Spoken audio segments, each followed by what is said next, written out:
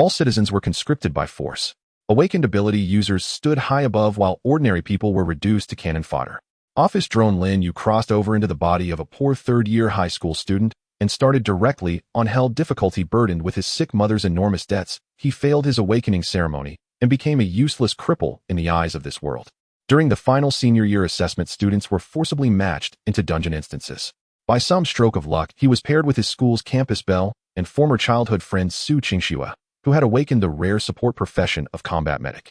He also had 3 elite awakened teammates. Lin Yu, wake up. Wake up. We're about to assemble. Amid the blur, an urgent shout and rough shaking dragged Lin Yu out of endless darkness. He snapped his eyes open. Filling his vision was a young face that was both familiar and strange, etched all over with anxiety. What are you spacing out for, Lin Yu? Today is the day of the final assessment. If you're late, your qualification will be revoked. His chubby deskmate Wang Hao saw his dazed expression and gave him another shove. Final assessment. A spike of pain lanced through Lin Yu's head as countless fragments of memories that did not belong to him flooded his mind. Shouldn't he have been on his way to the company in a torrential downpour only to be run over and crushed like a speed bump by an out-of-control heavy truck? The agony of shattered bones and fading consciousness was still vivid. Yet now he was seated in a bright classroom. His name was Lin Yu, that much was true. But the Lin Yu of this world was a third-year high school student struggling at the very bottom of society. Decades ago, spatial rifts known as 𝓃 descended. Monsters, zombies, swarms of insects. Various apocalyptic horrors seeped into this world through those unstable tiers in space. In the face of catastrophe, a mysterious system called 𝓃 forcibly bound itself to every healthy human between the ages of 18 and 55 across the globe. People gained attribute panels, were granted 3 chances at resurrection, and a very small number of lucky ones could awaken powerful professions or abilities at 18. But every person within the age range had to enter dungeon instances 5 times. Only after 5 runs could they avoid being forcibly conscripted by 𝓃. And today was the day when all third-year students of their high school having just turned 18 would participate in the state-organized college entrance exam, a mandatory first survival challenge in a fragment of the doomsday world. The original owner, or rather the other, Lin Yu, because his mother was gravely ill and needed enormous medical expenses, had worked multiple part-time jobs for years. Overworked and exhausted, he finally collapsed and died at his own desk on the eve of this fate-deciding day. A long sigh echoed in Lin Yu's heart, both for that pitiful namesake and for his own bizarre experience. He had inherited everything from the original owner, including that heavy burden of memory and the gnawing worry for a gravely ill mother. He had to survive, and not just survive. He had to live well enough to earn money for her treatment. Let's go, let's go. Seeing that Lin Yu had finally come back to his senses, Wang Hao dragged him outside at a run. The sports field roared with noise. Thousands of students who, like Lin Yu, had just turned 18 were lined up neatly according to their classes. On their faces mingled excitement, fear, confusion, and yearning. On the rostrum, the principal was delivering a rousing pre-battle speech. Students, today is the turning point of your lives. It marks your transformation from flowers of the greenhouse into warriors capable of standing on your own. The descent of the 𝓃 is both crisis and opportunity. Some soar to the heavens through the dungeons and become figures admired by all. Some unfortunately fall. But 𝓃 has granted us 3 chances. Do not fear failure. Remember our motto: search, strike, retreat. Come back alive, and you are heroes. Standing amidst the crowd, Lin Yu silently digested it all. Instinctively, he focused his mind, and a faint blue screen that only he could see unfolded before his eyes. Name: Lin Yu, level 10-100, class none, ability none, strength 8, agility 8, endurance 8, resurrections, remaining 3, health status subhealthy, long-term malnutrition, chronic overexertion, a very ordinary, even feeble status panel. A healthy adult's basic 3 attributes were all at 10, yet is worn down by the original owner's overwork were only 8, and saddled with a sub-healthy debuff. Worse still, during the crucial awakening period at 18, he had gained nothing. No powerful combat profession, no rare combat medic, not even the most basic strength, speed, or stamina abilities. He was a purely ordinary human. And according to 𝓃's rules, the first entry into a dungeon instance would be a compulsory random match. The authorities had gathered students from the same school together precisely to raise the chance of being matched with familiar faces and improve rookie survival rates. Next, we will commence the final assessment. The 𝓃 system will randomly assign teammates for you, forming squads of 3 to 5 members. As the principal's voice faded, lines of rolling matching data began to appear on the retinal screens of every. Lin Yu's heart leapt into his throat. In a doomsday fragment, teammates were the key factor between life and death. A good team could vastly increase one's chances of survival. As a jobless, powerless, ordinary person, if he could be matched with strong teammates, it would undoubtedly be a life-saving boon. The information on the light screen began to lock into place, one line at a time. Match successful. Your squad members are as follows: Su Qingxue LV-1 class combat medic Zhang, Hao LV-1 class scout Wang, Chang LV-1 ability speed awakening, Li Bin LV-1 ability speed awakening. As he read those names, Lin Yu's heart sank like a stone. Su Qingxue. In the memories of the original owner, this name occupied an exceptionally special place. They had once been childhood sweethearts, their families, old family friends. But after Lin Yu's family fell from grace, after his father, once a powerful combat soldier, died in an expedition to a high-level alien world, the two families severed all ties. Su Qingxue had seemed to become a different person, treating him as if he were invisible, ascending to the lofty status of campus belle and heaven's favored daughter. And now she had awakened the extremely rare profession of combat medic. That was a top-tier support class capable of snatching comrades back from the jaws of death and healing the wounded. Zhang Hao the scout and the two speed awakeners Wang Chang and Li Bin. Lin Yu knew them as well. They were Su Qingxue's most devoted followers, or to put it less kindly, her lapdogs. One combat medic, one scout, two speed-type hitters. This lineup was a near-perfect rookie exploration squad. And he was a deadweight, ordinary human. Sure enough, not far away, the four-person squad with Su Qingxue at its head had already assembled. They had clearly seen the matchmaking information as well. Their gazes swept toward Lin Yu in unison. Lin Yu could clearly see the undisguised contempt and disgust in the eyes of Zhang Hao and the other two. Su Qingxue's gaze was the most complex. She only cast him a cool, fleeting glance. No mockery in it, yet containing something even more hurtful, complete indifference and estrangement, as though she were looking at an irrelevant stranger. Yes, under the gaze of the live broadcast cameras, they could not openly ridicule him, but this silent exclusion already said everything. Lin Yu walked over without a word and stood at the very edge of the squad. Teleportation commencing. The icy voice of the system echoed in everyone's mind. An instant later, an irresistible pulling force swept over them. Lin Yu felt the world spin, the sports field, the crowd, the sky, all shattered into twisted streaks of light. Blinding sunlight laced with an indescribable stench of decay was the first sensation Lin Yu felt as his consciousness returned. He realized he was standing on a cracked, abandoned city street. Towering buildings rose on all sides, yet the place was suffused with deathly stillness. Dark red stains and creeping vines covered the walls, while shattered glass windows resembled hollow eye sockets, silently staring at this land of lifeless silence. All along the street lay abandoned cars, scattered trash, and several twisted, long-dried, human-shaped silhouettes. So this was the world of the Doomsday Fragment, a city ravaged by zombies. A light curtain appeared automatically across Lin Yu's retinal display. Welcome to Doomsday Fragment No. E137 Zombie Metropolis. Mission objective: survive. Instance evacuation countdown 235958. Corpse tide outbreak countdown 235957. Evacuation point coordinates will be announced in 12 hours. Current number of survivors in this instance, 1,000. Number of viewers in my livestream, 17. 1,000 people. It seemed that many students from different academies had been teleported into the same fragment world this time for the rookie trial. Everyone check your gear and stay alert. The voice of Zhang Hao came from not far away. He had already slipped into his role as a scout, his expression grave as he surveyed the surroundings. Humph, just a burden. Speed awakened Wang Chang muttered under his breath, glancing at Lin Yu. His voice was not loud, yet in the dead silence of the street, it sounded unnaturally clear. Another speed awakened student, Li Bin, chimed in. Hao Qingxue, we need to hurry. If we drag along an ordinary person, our speed will never pick up. Su Qingxue said nothing. She simply drew a silver scalpel gleaming with cold light from a small pouch at her waist and held it in her hand. Her movements were practiced and deft, clearly the product of specialized training. Her pristine school uniform looked utterly out of place amid the ruins, yet carried a strange sense of sanctity. She had awakened the medic class. Her physical fitness was 1.5 times that of a normal person.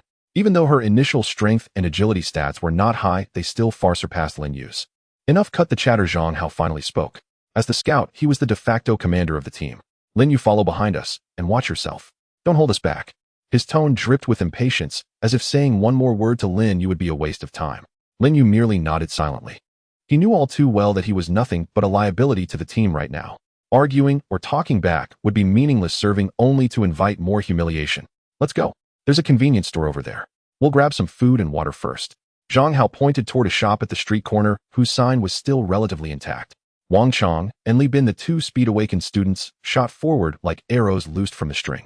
Their speed truly surpassed that of ordinary people, nearly 1.25 times that of a person sprinting all out. They weaved lightly around obstacles and reached the convenience store entrance first, peering inside with wary eyes. Zhang Hao followed close behind, while Su Qingxue walked in the middle at an unhurried pace. Watching them deliberately quicken their pace, Lin Yu understood at a glance. They had never planned to wait for him. He tightened his grip on the rusty machete issued by the system as a starter item, feeling the chill of the handle again. This was the standard gear of a scavenger better than nothing. He too set off toward the convenience store. Yet with only 8 points of stamina and his body in a sub-healthy state after merely walking briskly for a few dozen meters, he was already slightly out of breath. By the time he reached the entrance, Wang Chong and Li Bin were already coming out carrying several bulging plastic bags. "Can't you move any faster? You're slower than a snail," Wang Chong snapped, shooting him an impatient glare. "Forget it, just ignore him," Zhang Hao said. "We'll head to the commercial building up ahead. The supplies there will definitely be rich. Time is precious, we can't waste it on someone like him." With that, the four of them moved in perfect tacit understanding, quickly heading down the far end of the street. They did not even glance back at Lin Yu, as if he were nothing more than a rock by the roadside, a piece of trash. It was exactly as he had expected. Watching their figures vanish around the street corner, Lin Yu instead felt a faint sense of relief. Rather than endure their constant contempt and risk being used as bait and discarded at any moment, he would rather act alone. It was dangerous, but at least he would be free, and every gain would belong to him alone. Alone. Then alone it is, Lin Yu said with a self-mocking smile. He drew a deep breath, forcing himself to calm down. He knew this was no time for self-pity. He had to act at once and find the means to survive. Inside the convenience store, shelves lay toppled in disarray. Most of the food and water had been looted, clearly the handiwork of Su Qingxue and the others just moments before. They had taken all the chocolate energy bars and bottled water that could quickly replenish stamina. What remained were only some scattered torn packaged biscuits and a few bottles of drinks that looked far from clean. Lin Yu did not complain. He swept all of it into his worn-out school bag. Better than nothing. He glanced at his live stream, 17 viewers, probably schoolmates or bored passers-by dropping in just to watch the— this unlucky guy got abandoned right at the start. No class, no ability, only 8 points of stamina, and even sub-healthy. This status panel is basically a death sentence. Mashed with the campus beauty, and he didn't even get a single word in. What a joke. He probably won't survive the malice of the very first world. The barrage was filled with derision and scorn. Lin Yu paid them no heed. He had no mood to argue with these gloating spectators. He had to find something of greater value. Weapons, medicine, or anything that could help him escape this predicament. His gaze shifted to the side of the convenience store to a seemingly upscale jewelry shop. The glass door of the jewelry store had long been shattered, revealing a pitch-black entrance. Lin Yu tightly gripped the hatchet in his hand and cautiously leaned in. The store was in disarray, with the jewelry counters smashed to pieces and various packaging boxes and shards of glass scattered across the floor. Fortunately, some golden objects still sparkled in the dim light, drawing attention. It was gold jewelry. Lin Yu's eyes brightened. He thought of his mother lying in a hospital bed in the real world, needing to spend vast amounts of money daily to sustain her life. If he could take this gold out, even just a small portion, it would be enough to cover a significant amount of medical expenses. This thought ignited a flame of desire within him. He no longer hesitated and hurried into the jewelry store, frantically searching the ground for gold necklaces, gold bracelets, and gold rings. These items, worthless in the apocalypse, represented his mother's life to him. He stuffed the gold he found into his pockets and backpacked the heavy weight, providing a fleeting sense of illusory security. What's this newbie doing? Collecting gold. Dying of laughter. Didn't anyone tell him that these precious metals are worthless in the Jieshu settlement system? Only special materials, equipment, technology blueprints, and source energy crystals produced from the instance can be taken out for exchange. These worthless items will be directly obliterated during transport. Another fool trying to get rich off this. There are always a few each year. Just wait for him to waste his effort and then get eaten by zombies. The comments in the live stream, like a merciless reality, poured a bucket of cold water over Lin Yu's head. His movements froze as he stopped scavenging. Can't take it out.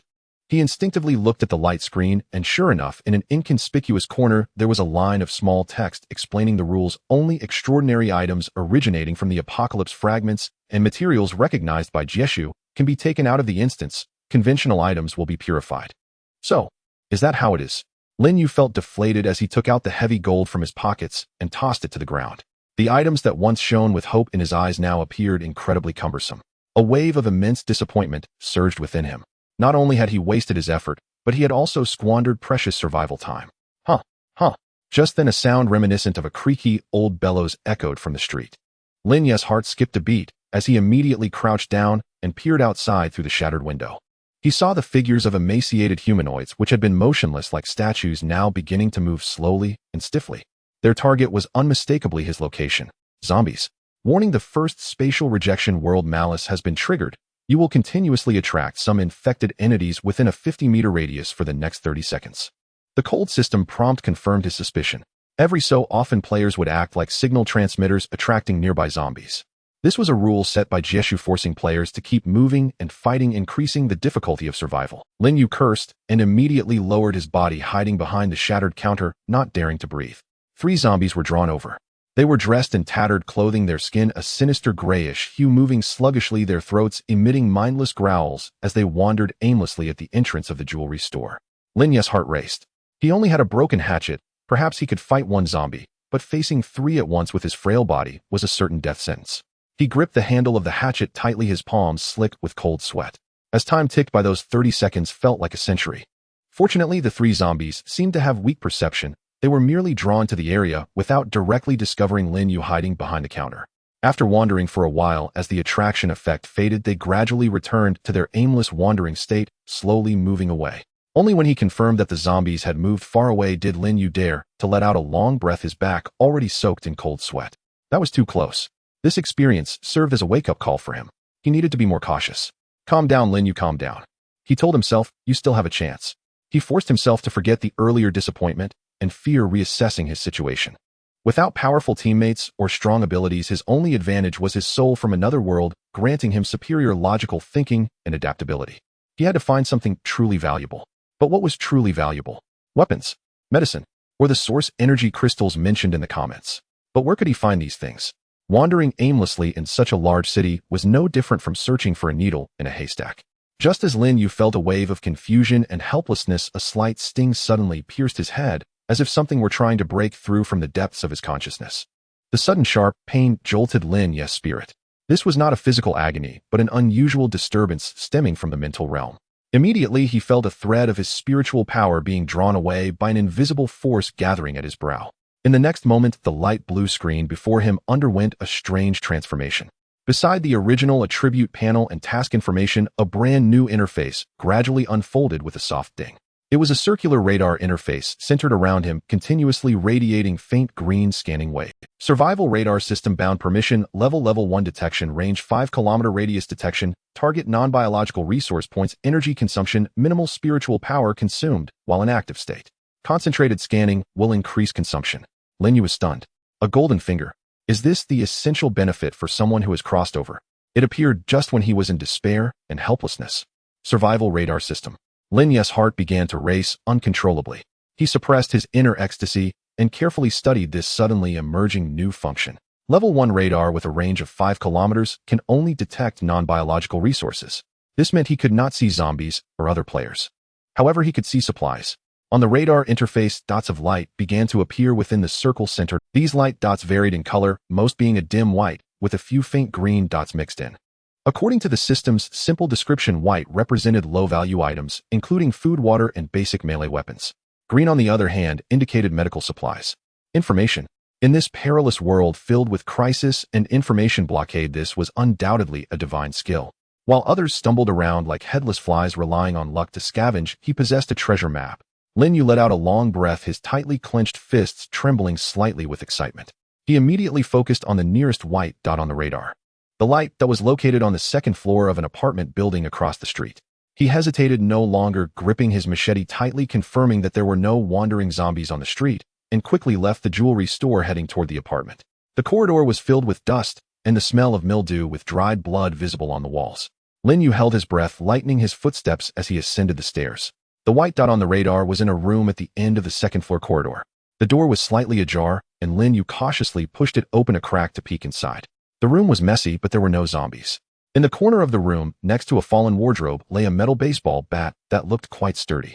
The baseball bat emitted a layer of white luminescence that was invisible to the naked eye, but clearly displayed on the radar. He found it.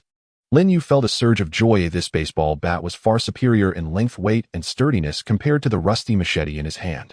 He quickly entered the room, picked up the baseball bat, weighed it in his hand, and swung it with vigor. With it, his chances of survival against a lone zombie would undoubtedly increase. With a new weapon, Lin Yu felt a significant boost in his sense of security. He did not rush to find the next target, but leaned against the wall, sensing the consumption brought by activating the radar. Indeed, as stated, merely maintaining the active state resulted in negligible spiritual power consumption akin to a small program running in the background. However, when he attempted to concentrate and zoom in on a certain area of the radar, he could clearly feel a wave of fatigue emanating from deep within his mind. With his current level of spiritual power, it was unlikely he could sustain precise scanning for long. I must conserve it, Lin Yu reminded himself. He looked at the radar again, locking onto a nearby green dot located within the same building. Medical supplies equally essential at this stage. The location of the green light is on the 4th floor.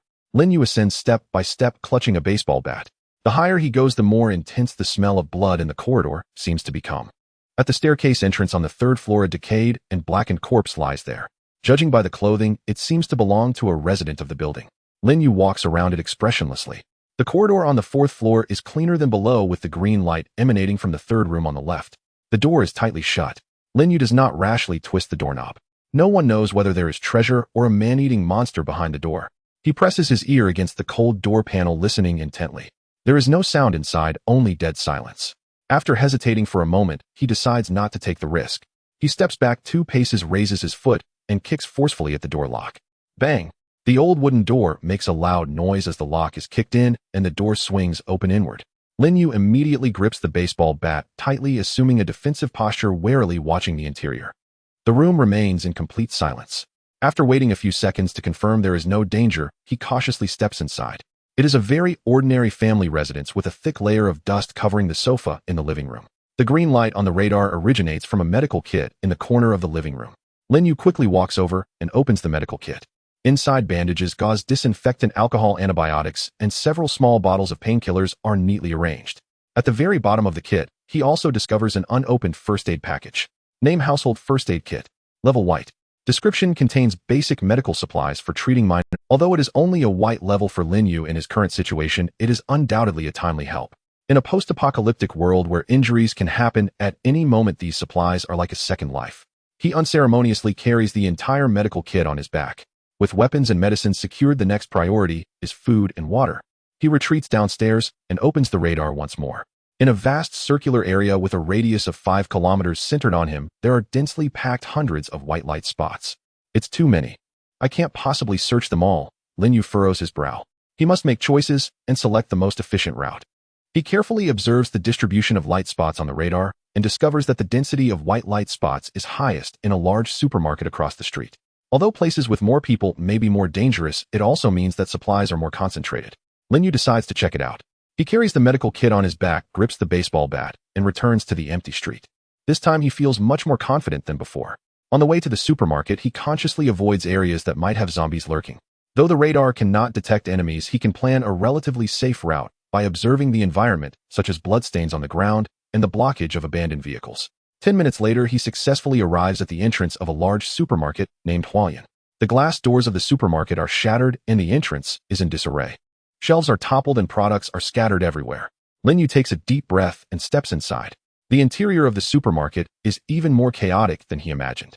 The air is filled with the sour stench of rotting food, making him feel nauseous.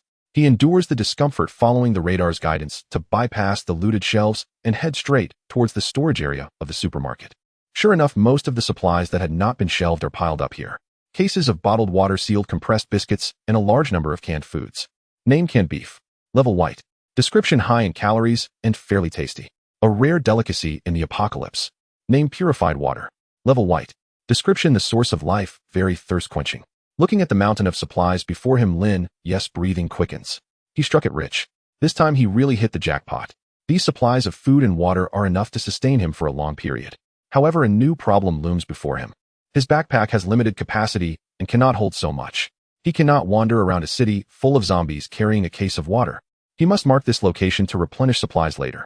Just as he activates the radar, a fleeting glimpse catches his eye. On the very edge of the radar interface, an extremely faint, elusive golden light spot flashes and disappears. Golden. Lin Yu's heart suddenly tightened, thinking he was seeing things.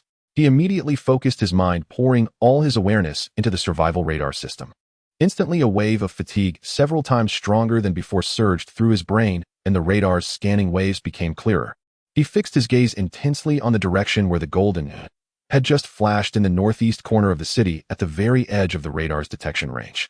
There it was, a minuscule yet radiant golden dot quietly hovering on the radar map, exuding a brilliant and noble glow. It was worlds apart from the low-value white dots and the green dots representing medical supplies.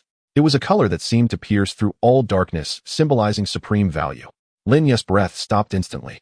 He had never heard of nor seen in any documents a golden resource point besides the white, green, blue weapons and purple attribute point skill books. What did this represent? It indicated a value that might surpass that of purple grade skill books. This was undoubtedly the �13 highest level treasure in this novice dungeon. Calm down. I must remain calm. Lin Yu desperately reminded himself. Great temptation often accompanied equal danger. That place must be extraordinary. But could he give it up? The answer was a resounding no. He was now left with nothing, abandoned by powerful teammates, merely a scavenger struggling to survive in the apocalypse. To survive, to change his fate, to earn money, to treat his sick mother, he had to seize any possible opportunity. Fortune favors the bold. Once this thought emerged, it could not be restrained. He glanced at the distance displayed on the radar. The golden dot was very far away, almost at the limit of the 5-kilometer detection range. It would take at least over an hour to walk there, and he would have to traverse half the city fraught with danger. He had to set off. He abandoned the food and water within reach. Compared to that golden opportunity, these white-grade supplies could be collected again at any time. He only grabbed a few bottles of water and 2 compressed biscuits from the warehouse to pack in his backpack as provisions for the journey. Then he resolutely turned and left the supermarket. The sky outside seemed a bit darker than before. Lin Yu oriented himself and began walking towards the location of the golden dot on the radar. This time his movements became more cautious. He no longer walked on wide streets, but chose to navigate through narrow alleys and between buildings. Although the road conditions in these places were complex, they allowed for better use of the terrain to evade potential danger. His eyes remained vigilant of his surroundings, while most of his awareness was immersed in the radar, constantly confirming the position of the golden dot and adjusting his forward path. The consumption of his mental energy was faster than he had imagined. Prolonged focus on a distant target began to cause a dull ache in his brain, and his vision started to blur. He had to stop, leaning against a corner, taking a sip of water, and resting briefly to alleviate his mental fatigue. Just as he caught his breath, a familiar roar came from the alley entrance. Lin Yu felt a chill in his heart and immediately tightened his grip on the baseball bat. A lone zombie staggered into the alley. Half of its face had rotted away, revealing bare white bones, and its hollow eye sockets fixated on Lin Yu, the only living being. It had spotted him. Lin Yu's heart raced. This was the first time he was truly facing such a monster alone. There was no way to retreat. He took a deep breath, pushing the fear deep down. He thought of his sick mother and that distant, brilliant golden dot. He had to win. Roar! The zombie let out a low growl and began to lurch towards Lin Yu. Its speed was not fast, but its terrifying appearance, as if it were choosing its prey, still brought immense psychological pressure. Lin Yu chose not to confront it directly. He glanced at the pile of debris beside him, and a plan formed in his mind instantly.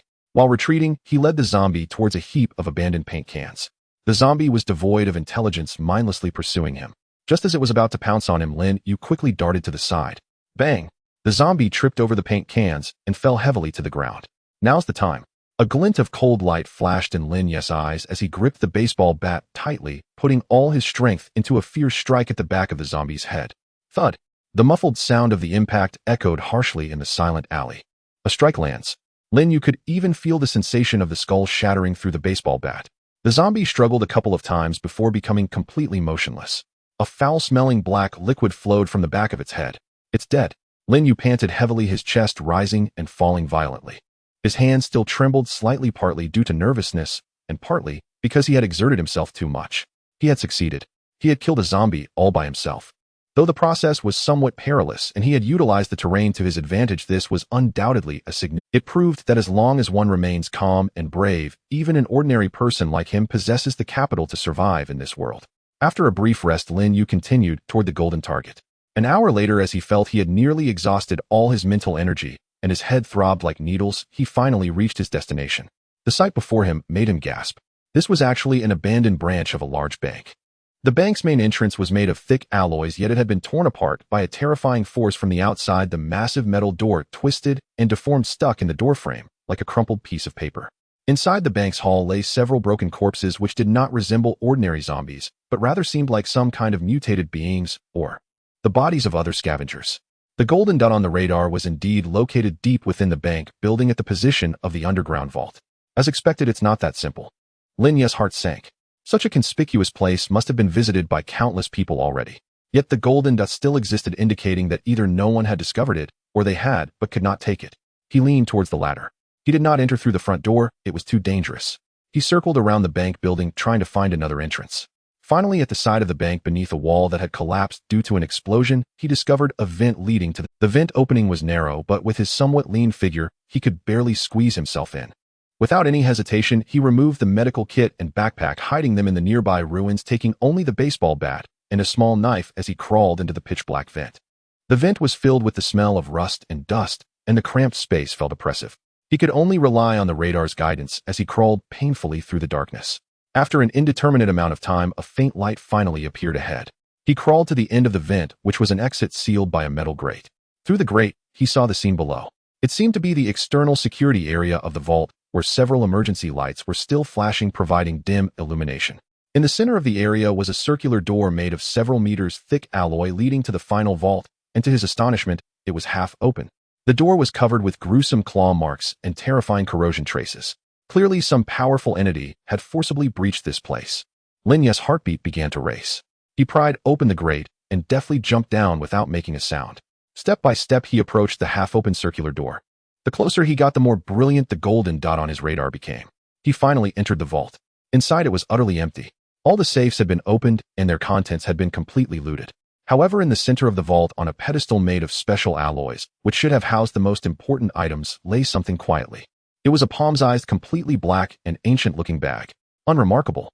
Yet this bag was radiating an astonishing golden light on the radar, causing Lin Yu's soul to tremble. He stepped forward and picked up the bag. It felt smooth to the touch, though he could not discern what material it was made from. Namespace backpack, small level golden description, woven from dimensional silk. It contains a small space, approximately 1 cubic meter. Can be used after imprinting with spiritual energy. A space backpack.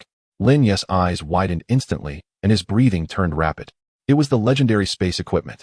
In the outside world, only top-tier teams and large corporations could possibly possess such strategic-level supplies. Any single piece would be enough to spark a frenzy among countless people. Yet now a golden space backpack lay quietly in his hands.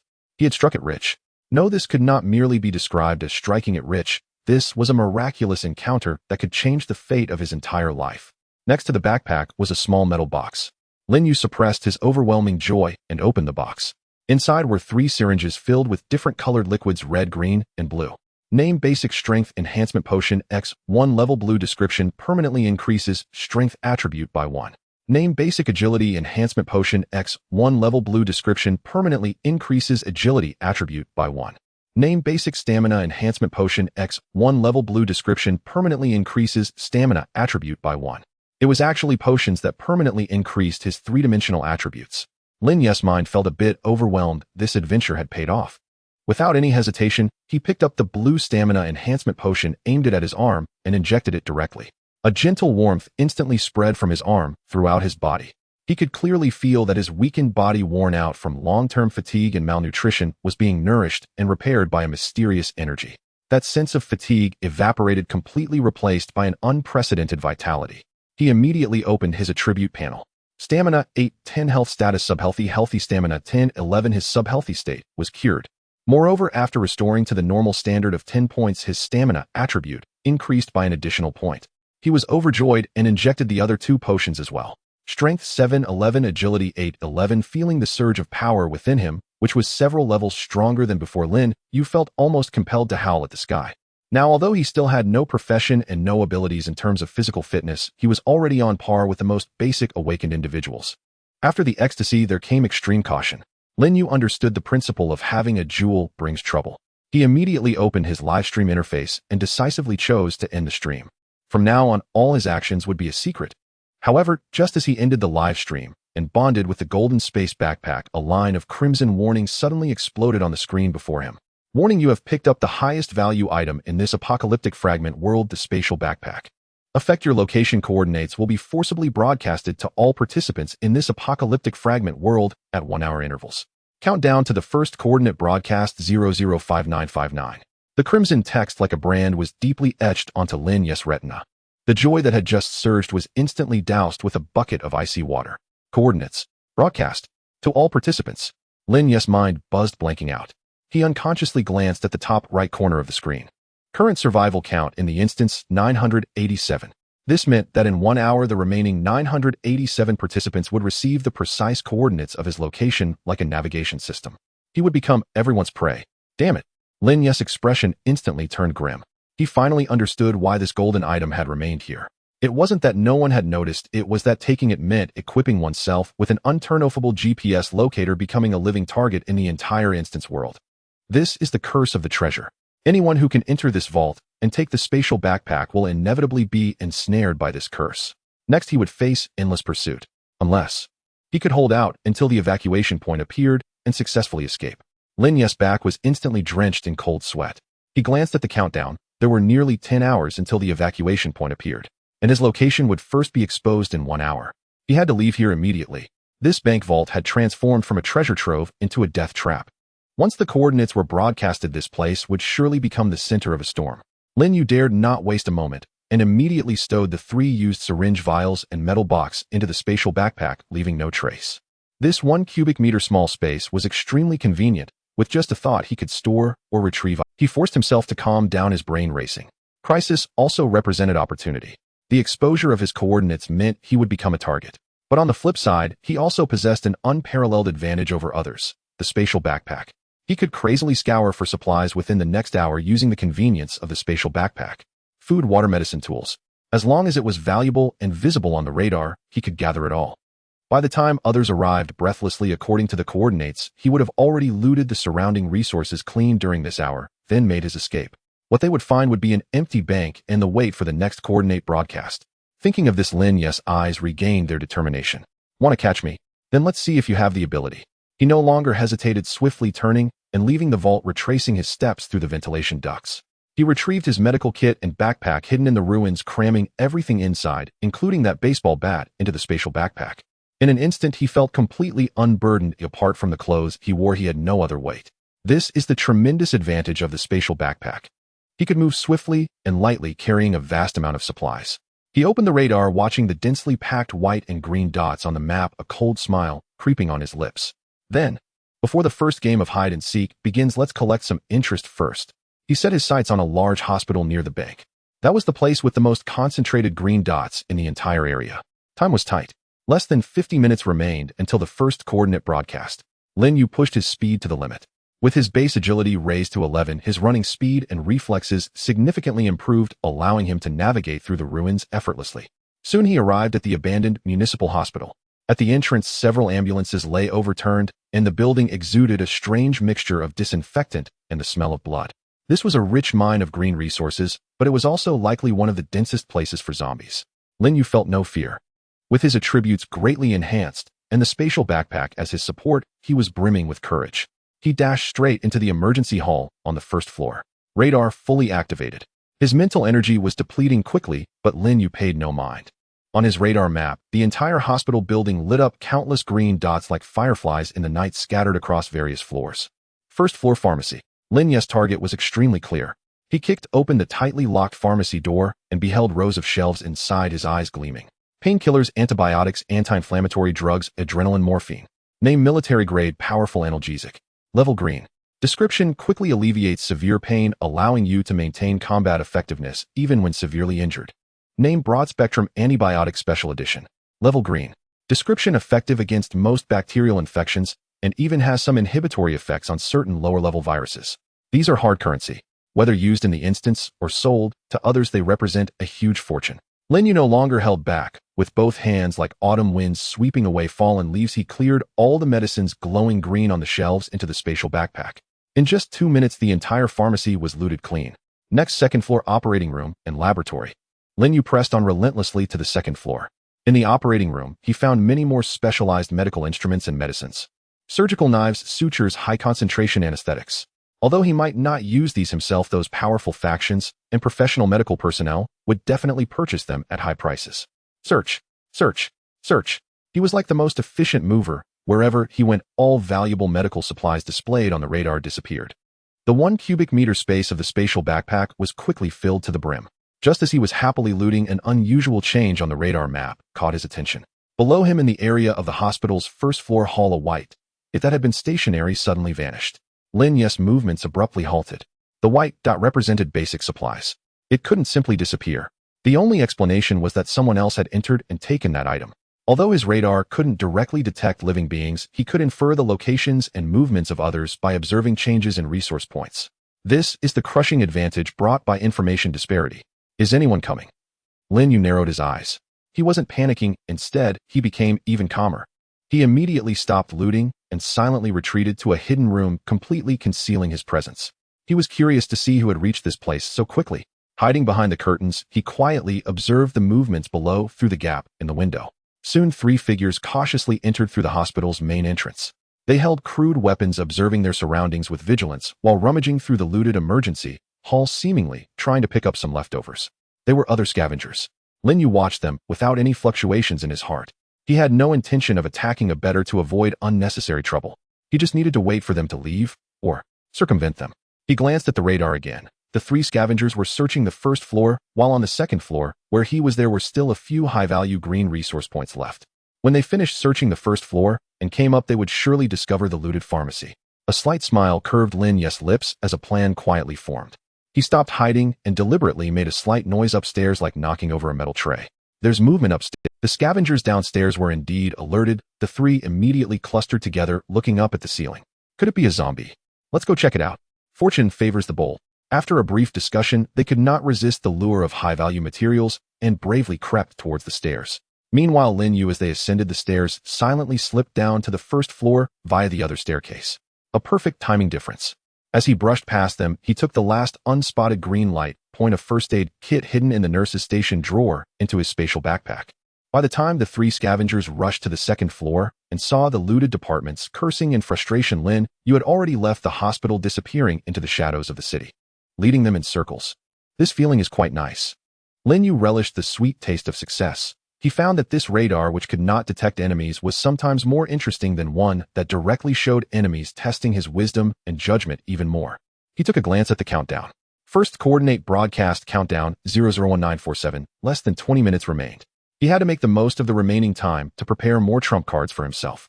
After leaving the hospital, Lin Yu did not pause. He moved like a ghost, swiftly traversing the abandoned city. Guided by the radar, he could always find the most efficient and safest routes. His next target was an outdoor supply. In survival situations, besides medicine and food, practical tools are equally crucial. Name multifunctional entrenching tool level white description, capable of digging, chopping, and sawing. Very practical. In emergencies, it can also be used as a weapon. Name high strength climbing rope level white description, very sturdy, a great aid for vertical movement. Name fire starter water filter compass. Lin Yu gathered all the tools that caught his eye into his bag. His spatial backpack was visibly filling up at an alarming rate. The satisfaction from this frenzied accumulation of supplies nearly made him addicted. Just as he finished scavenging the outdoor supplies store and was about to leave, he encountered an unavoidable battle for the first time. Not 1, but 2 zombies blocked the exit of the alley. After injecting the 3-dimensional enhancement serum, Lin Yu's confidence soared. He chose not to run away, but to confront them head-on. He swiftly retrieved a heavy metal baseball bat from his spatial backpack. The zombie on the left lunged at him with a roar, bringing a foul wind. Lin Yu's eyes narrowed and his body slightly sank as he utilized his agility to sidestep to the right, evading the zombie's attack. At the same time, his baseball bat traced a sharp arc, using the power of his waist to strike hard at the zombie's knee. Crack! The crisp sound of bones breaking pierced the air. The zombie's knee was brutally shattered, losing its balance, and toppled forward. Lin Yu gave it no chance, stepping forward, gripping the bat with both hands, and with all his might executed a powerful home run, striking accurately at the back of the zombie's head. Bang! A mixture of red, white, and black splattered everywhere. Kill infected X1, instant kill. The other zombie had just rushed forward. Lin Yu repeated the tactic, sidestepping once more to evade the attack, and with a sweeping motion, his baseball bat struck heavily against the zombie's temple. Bang!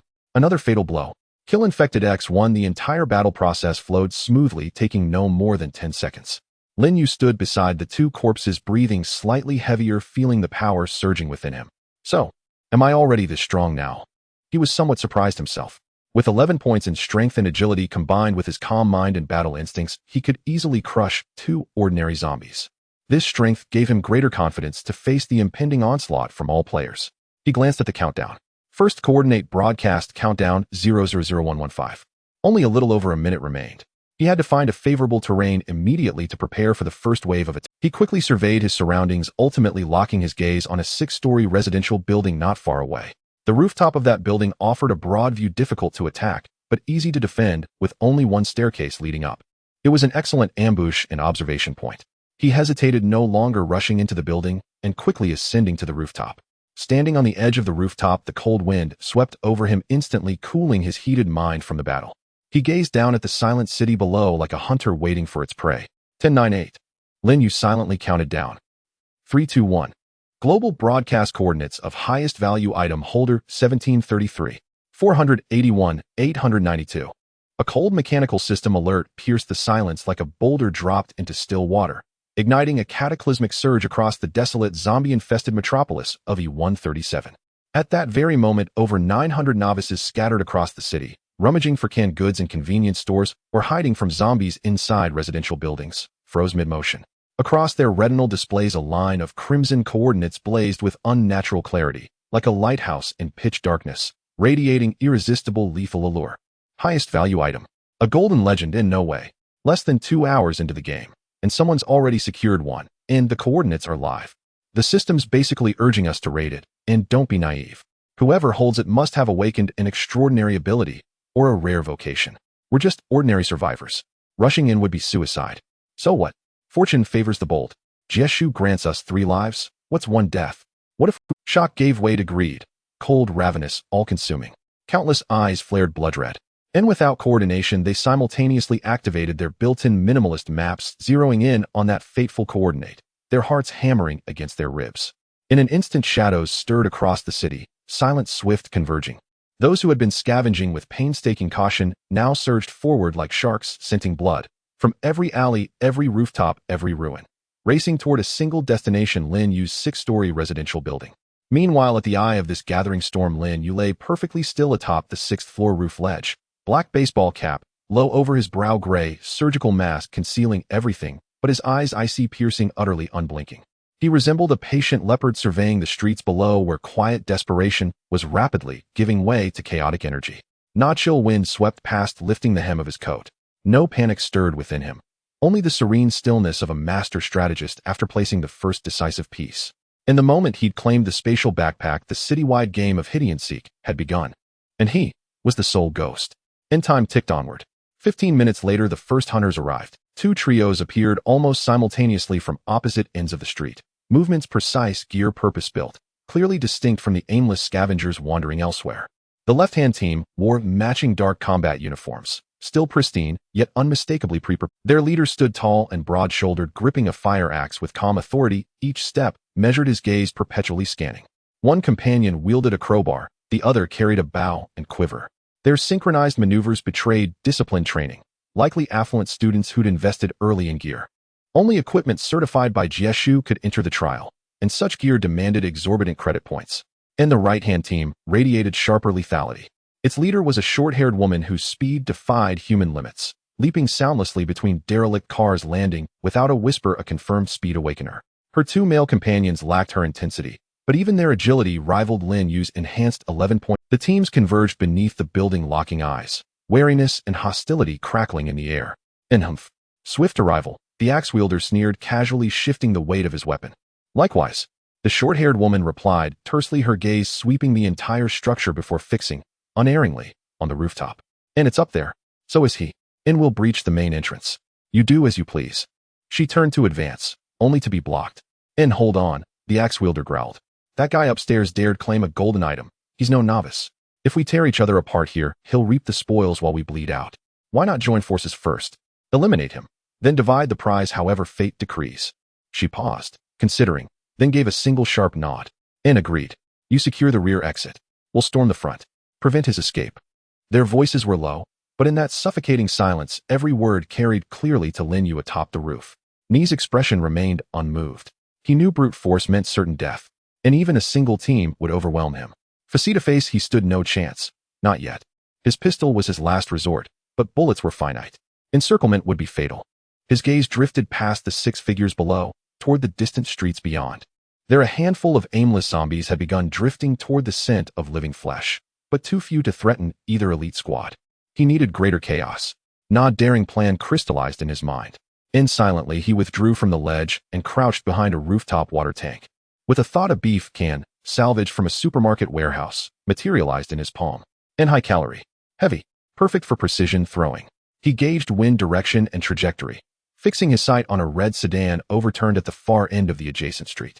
70 to 80 meters away, close enough to provoke commotion, distant enough to obscure origin. And he inhaled deeply, his 11-point strength coiling every muscle taut.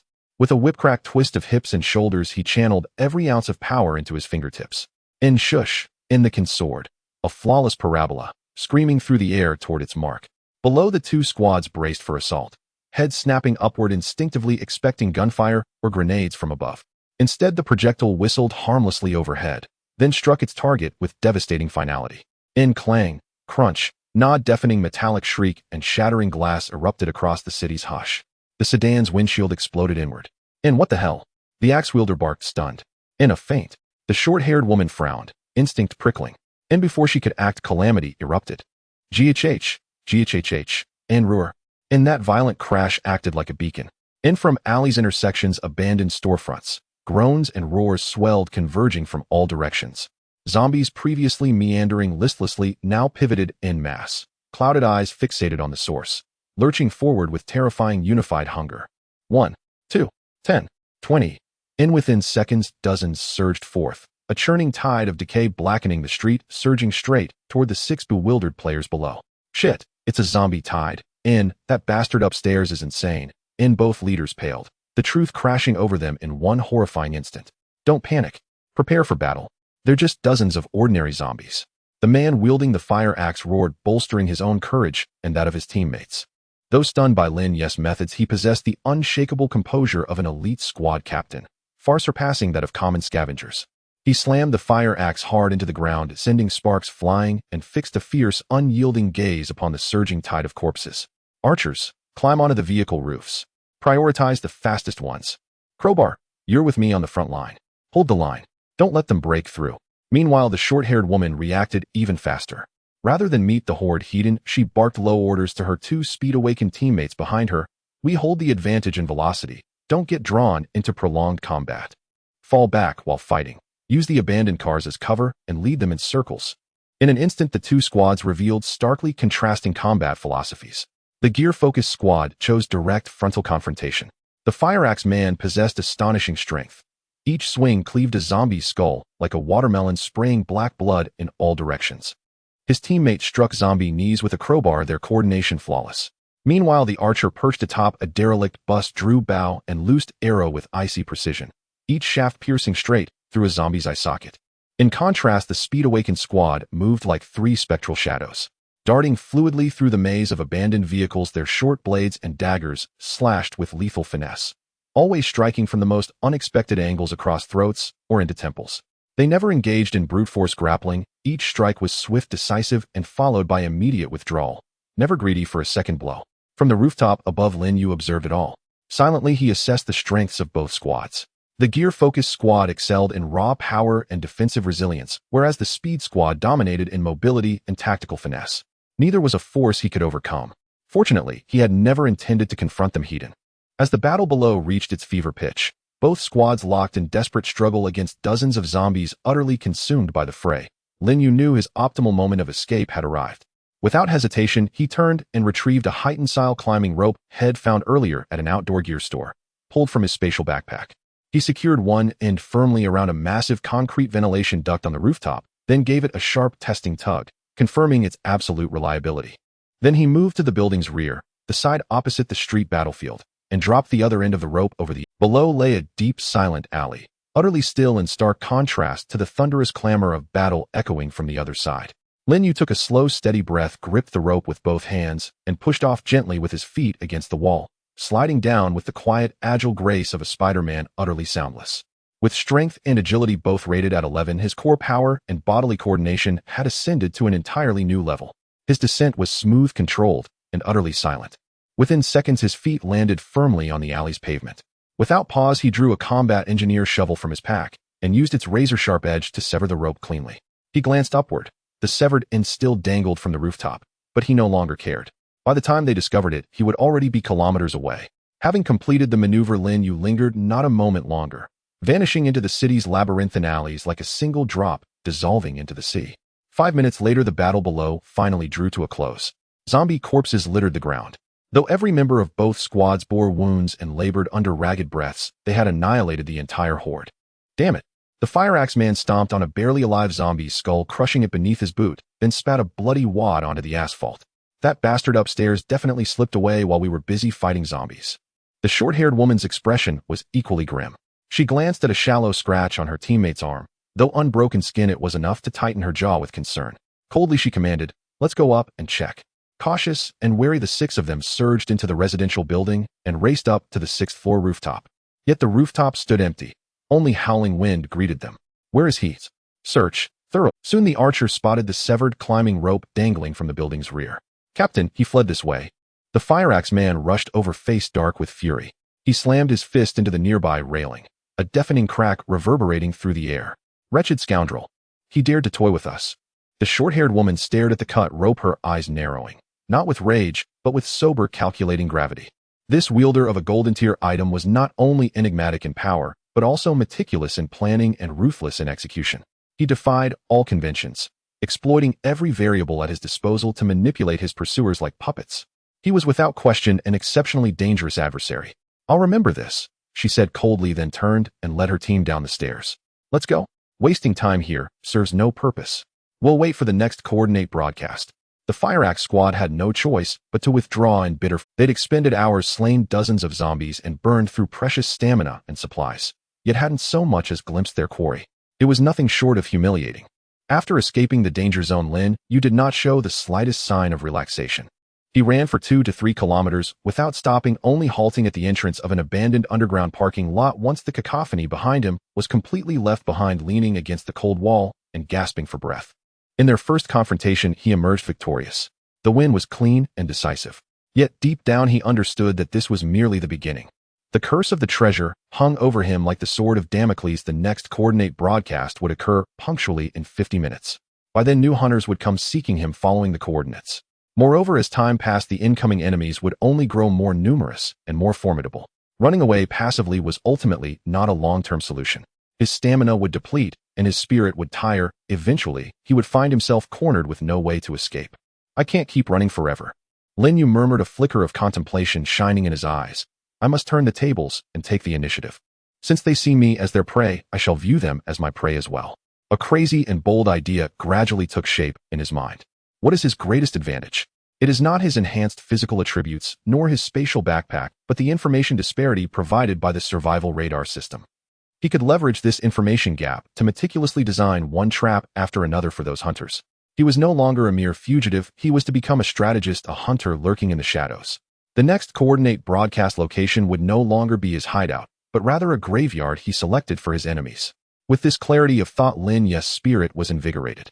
He activated the survival radar, meticulously surveying all resource points within a 5-kilometer radius centered around him. He needed to find a suitable place, one that offered great temptation, yet was fraught with danger. Soon his gaze was firmly drawn to a building in the northwest corner of the map, shimmering with several blue light points. The blue light points represented weapon supplies. In this beginner dungeon dominated by melee weapons, a gun, even if just a handgun, could qualitatively elevate the combat power of any scavenger. This was a temptation no one could refuse. And that building was the police station. "This is it." A cold smile curled at the corners of Lin Yu's mouth. At the police station, there would undoubtedly be firearms in the armory. However, such places are also bound to be heavily infested by zombies. During the outbreak, it must have witnessed incredibly brutal battles. The zombies inside were likely far more formidable than the sluggish ordinary ones outside. The most dangerous places often make for the most perfect traps. Lin Yu hesitated no longer. Confirming his direction, he immediately set off. He needed to reach there and complete all preparations before the next coordinate broadcast. The journey to the police station was not smooth. He needed to traverse most of the city, choosing back alleys and navigating through buildings to avoid the increasingly numerous zombies on the streets. With his three-dimensional attributes enhanced to level 11, he possessed endurance and speed far surpassing that of an average person. His movements were swift as the wind. After more than half an hour, a massive building exuding an air of solemnity and decay appeared in his line. The white walls were covered with black stains and dried blood, and at the entrance several police cars had collided, their bodies riddled with bullet holes and claw marks. The glass curtain wall of the main building was shattered in large sections, revealing dark, gaping windows resembling a silent giant beast staring down at this dead city. This was his destination, the municipal police station. Lin Yu did not rush inside. He circled around the police station, carefully observing the surrounding environment. He noted that the police station had constructed formidable defenses. All the first-floor windows were welded with thick iron bars, and several side doors had been sealed from the inside. The only apparent point of entry was the damaged, half-open main entrance. Easy to defend, but difficult to attack, it was equally easy to enter yet hard to exit. This terrain was practically tailored for his plan. He glanced at the radar again. The blue light point of the armory was located in the basement of the main building. The staircase leading to the basement was located deep within the first-floor lobby. However, in the first-floor lobby, the biological signals represented by faint energy reactions were much denser than outside. I need to clear a path first. Lin Yu hid in a concealed corner, taking out a bottle of water and a compressed biscuit from his spatial backpack to quickly replenish his energy.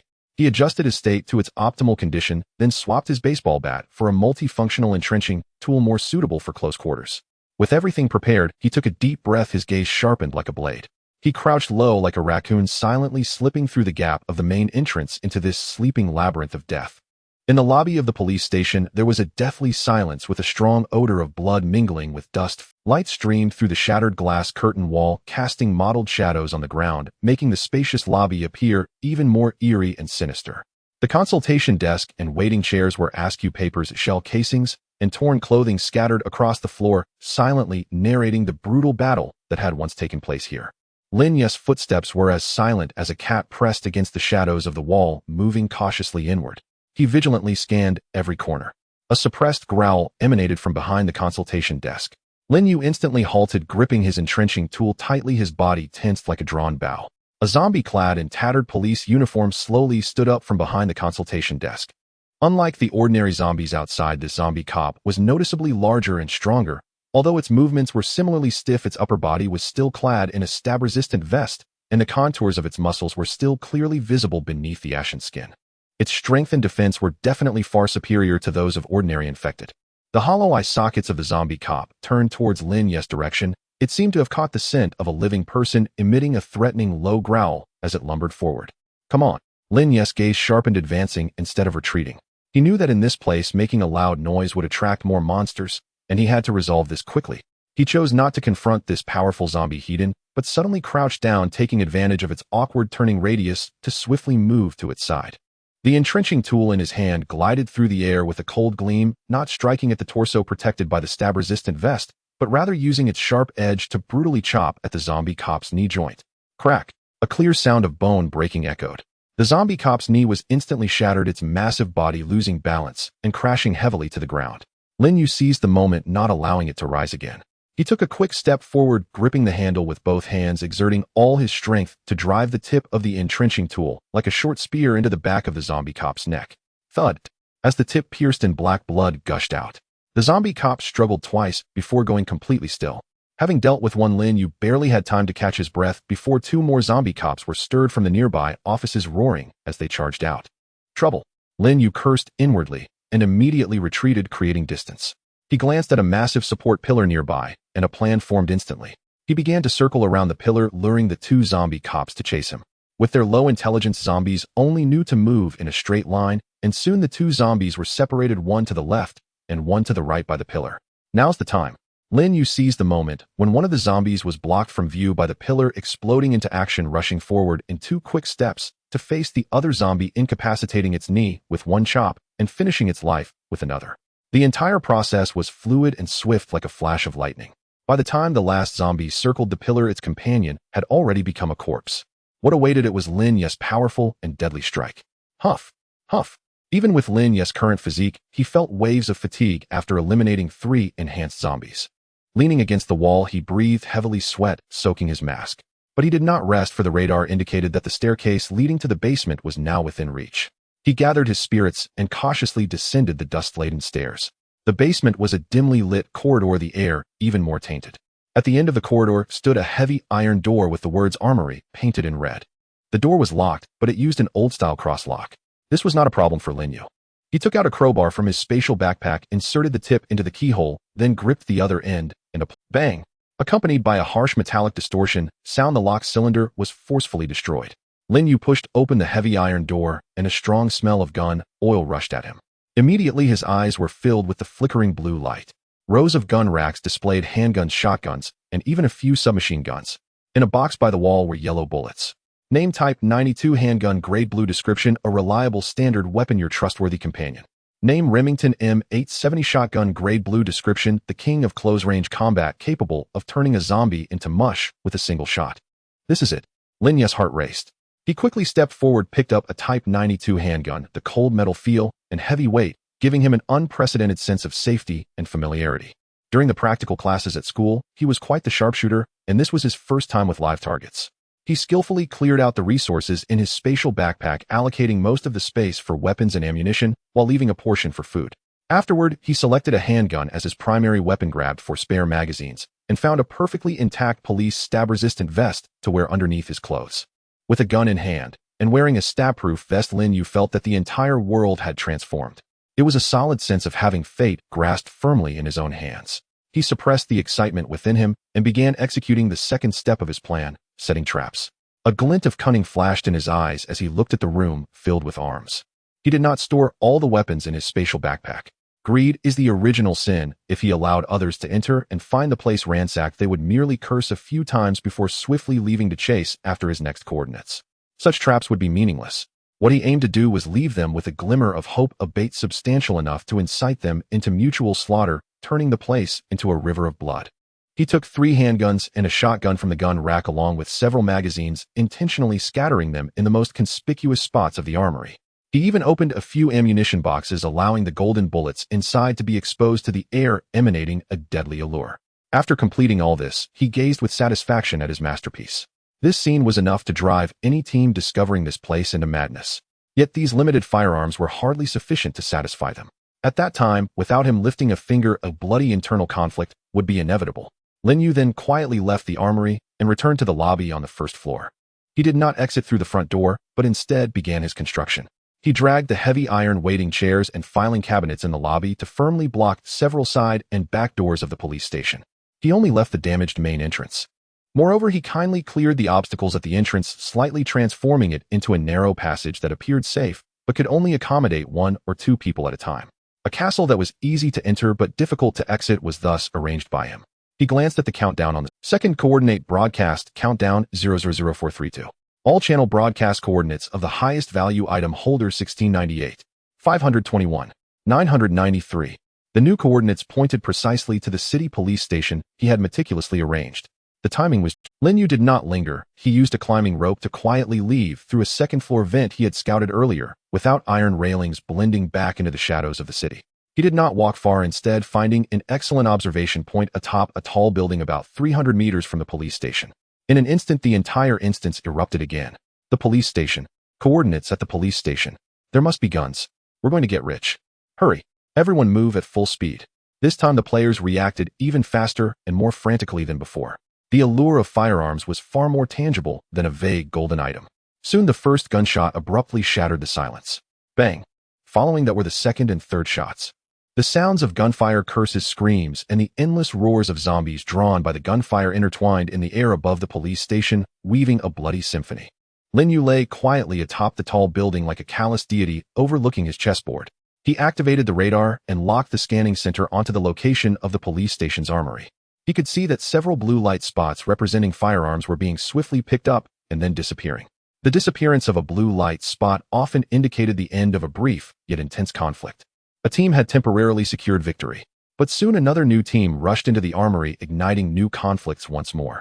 The recently vanished light spot might reappear in another location, players being killed, guns dropping, then be picked up again, disappearing once more. The police station had completely transformed into a meat grinder.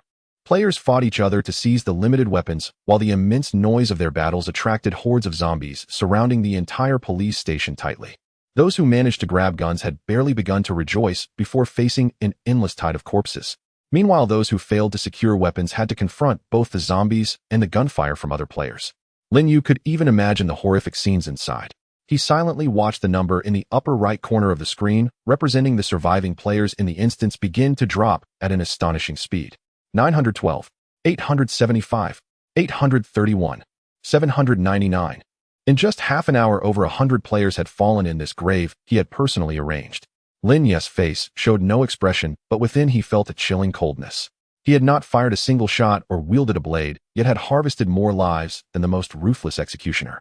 For the first time, he deeply felt that in this apocalyptic world information was the most lethal and terrifying weapon. And he held mastery over this weapon.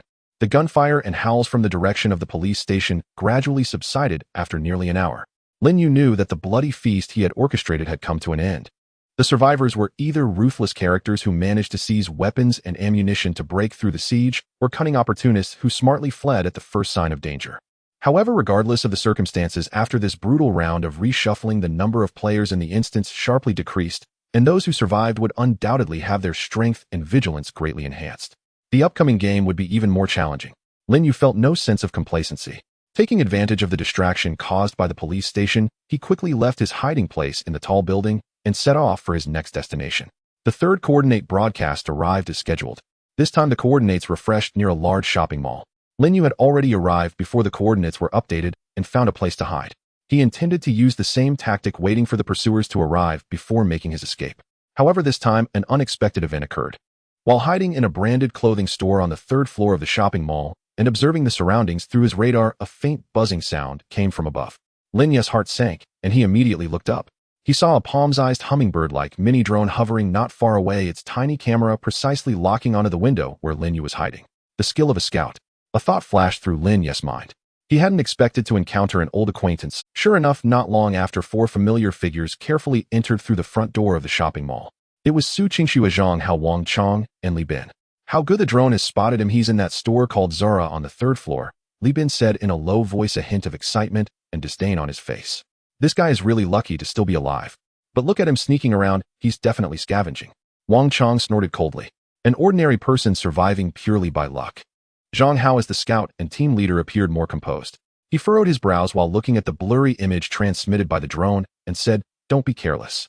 His survival thus far might not be solely due to luck. Moreover, this coordinate broadcast seems a bit off." Su Qingxue, who had been silent, swept her cold gaze over the direction of the third floor and said lightly, "Let's go up and take a look. We should ask if he has noticed anything unusual." After all, the coordinate point refreshed near him. They had no idea who the person that obtained the golden item was, nor did they believe Lin Yu had the capability or luck to do so. In their eyes, Lin Yu was merely a hapless individual who happened to be near the center of the storm, exceptionally lucky. They decided to go up and interrogate him, hoping to glean some clues about the chosen one from this witness.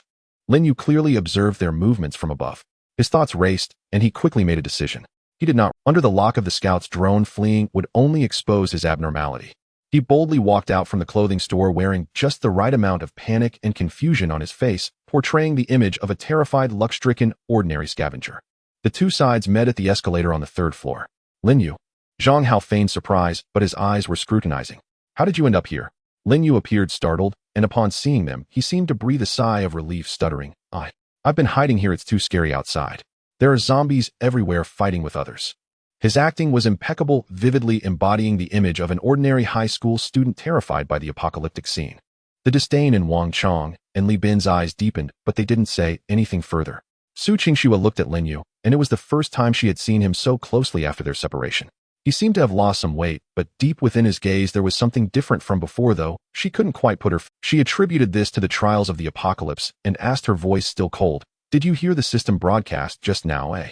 Did you see the person who obtained the treasure? Or did you notice any particularly special individuals passing by here?" Lin Yu quickly shook his head, looking innocent. "I heard the broadcast, but I didn't see anyone. I've been hiding in the store too scared to even poke my head out. When I heard the commotion outside, I thought it was zombies. It terrified me." His response was reasonable, and Zhang Hao and the others had no suspicions. Seeing Lin Yu's pitiful appearance, Su Qingxue took out a bottle of water and 2 energy bars from her backpack and handed them over. Since the squad abandoned Lin Yu, the pace of the live broadcast had been relentless, putting unbearable pressure on her. "Here, take these. It's too dangerous for you to be on your own." Her tone remained flat, revealing no emotion. "In a few hours, the evacuation point should be announced. It will most likely appear in the city center. You should head towards the city center now, find a place to hide, and once the evacuation point is revealed, make your way out as quickly as possible." This advice sounded caring and instructive, but the aloofness and condescension in her words felt like a thorn piercing Lin Yu's heart. It was a case of charity after discarding the weak. Lin Yu silently accepted the food and water, lowering his head and murmuring, "Thank you. Let's go, don't waste any more time on him," Wang Chong urged impatiently. Zhang Hao nodded, taking a deep look at Lin Yu before leading the team to search the other end of the shopping mall. Throughout it all, they never invited Lin Yu to join their team. Lin Yu stood still watching their retreating figures, the timidity and panic on his face, receding like a tide replaced by an unfathomable calm. He looked down at the energy bars and water in his hands, chuckled self-deprecatingly, and casually stored them in his spatial backpack. Then he turned and walked in the opposite direction from Su Qingxue and the others. The brief encounter with Su Qingxue's team felt like an inconspicuous interlude, yet it subtly transformed Lin Yu's state of mind once again. He walked alone in the vast shopping center, the sound of his footsteps echoing distinctly in the silent environment. Images from earlier replayed in his mind, the unabashed disdain from Wang Chong and Li Binzhong's scrutinizing gaze, and Su Qingxue's cold, indifferent kindness that felt almost like charity. Once upon a time, he and Su Qingxue were partners who shared everything. But since his family fell into decline and his father sacrificed himself, everything changed. He thought he no longer cared.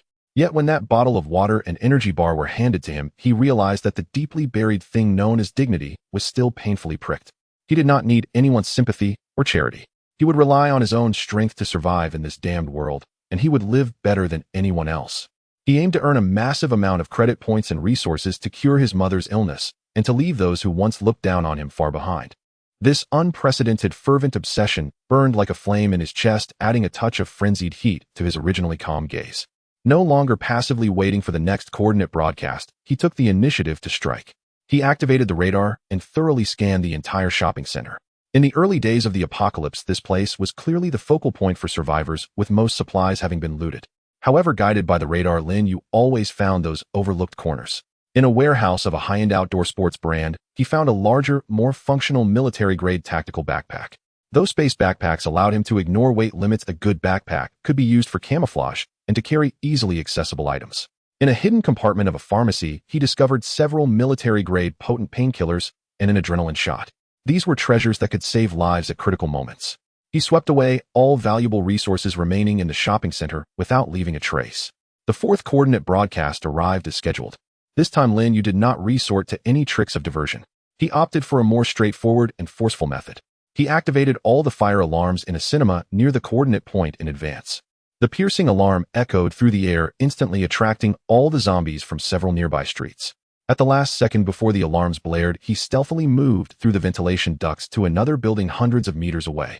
When those pursuers arrived at the cinema panting and out of breath, they were greeted by a death trap surrounded by... Time flew rapidly in the midst of relentless chases and hunts.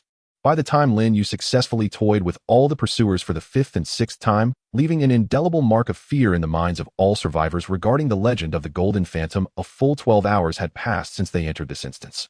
At that moment, a massive system prompt glowing with green light popped up simultaneously on all survivors' retinal displays. Notice survival challenge is halfway through and evacuation points have been generated. Please note the instance will trigger a zombie tide in 12 hours, and all participants should head to the evacuation points as soon as possible. Immediately, 3 huge flashing green markers appeared on everyone's maps like lifelines in the dark. A. Evacuation point, rooftop helipad of the crown of the sky skyscraper in the city center. B. Evacuation point, midsection of the east. C. Cross C bridge running through the city. C. Evacuation point, the abandoned central hub subway station underground. The emergence of evacuation points instantly changed the dynamics of the entire instance. The hunt for the elusive Golden Phantom was no longer the top priority. Surviving and successfully evacuating became everyone's ultimate goal.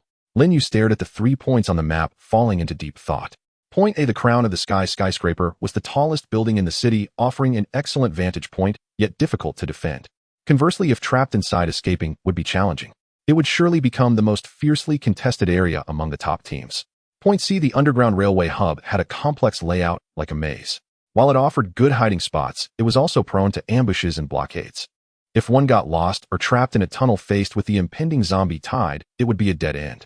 Point B, the Cross Sea Bridge. It spanned the sea for several kilometers, surrounded by open space with almost no cover. Once on the bridge, one would become a living target. It seemed like the most dangerous and foolish choice. But Lin Yu enlarged the radar map and carefully examined the route to Point B. His pupils suddenly contracted. On the only road leading to Point B across the sea bridge amidst the ruins marked as a military-restricted zone, a faint, yet eerily noble purple light flickered quietly on the radar map. Purple. In that moment, Lin Yu's heart skipped a beat. In the universally acknowledged classification of items by the Jieshu, white represents the basic, green stands for medical supplies, blue signifies excellent weapons, while purple denotes rarity.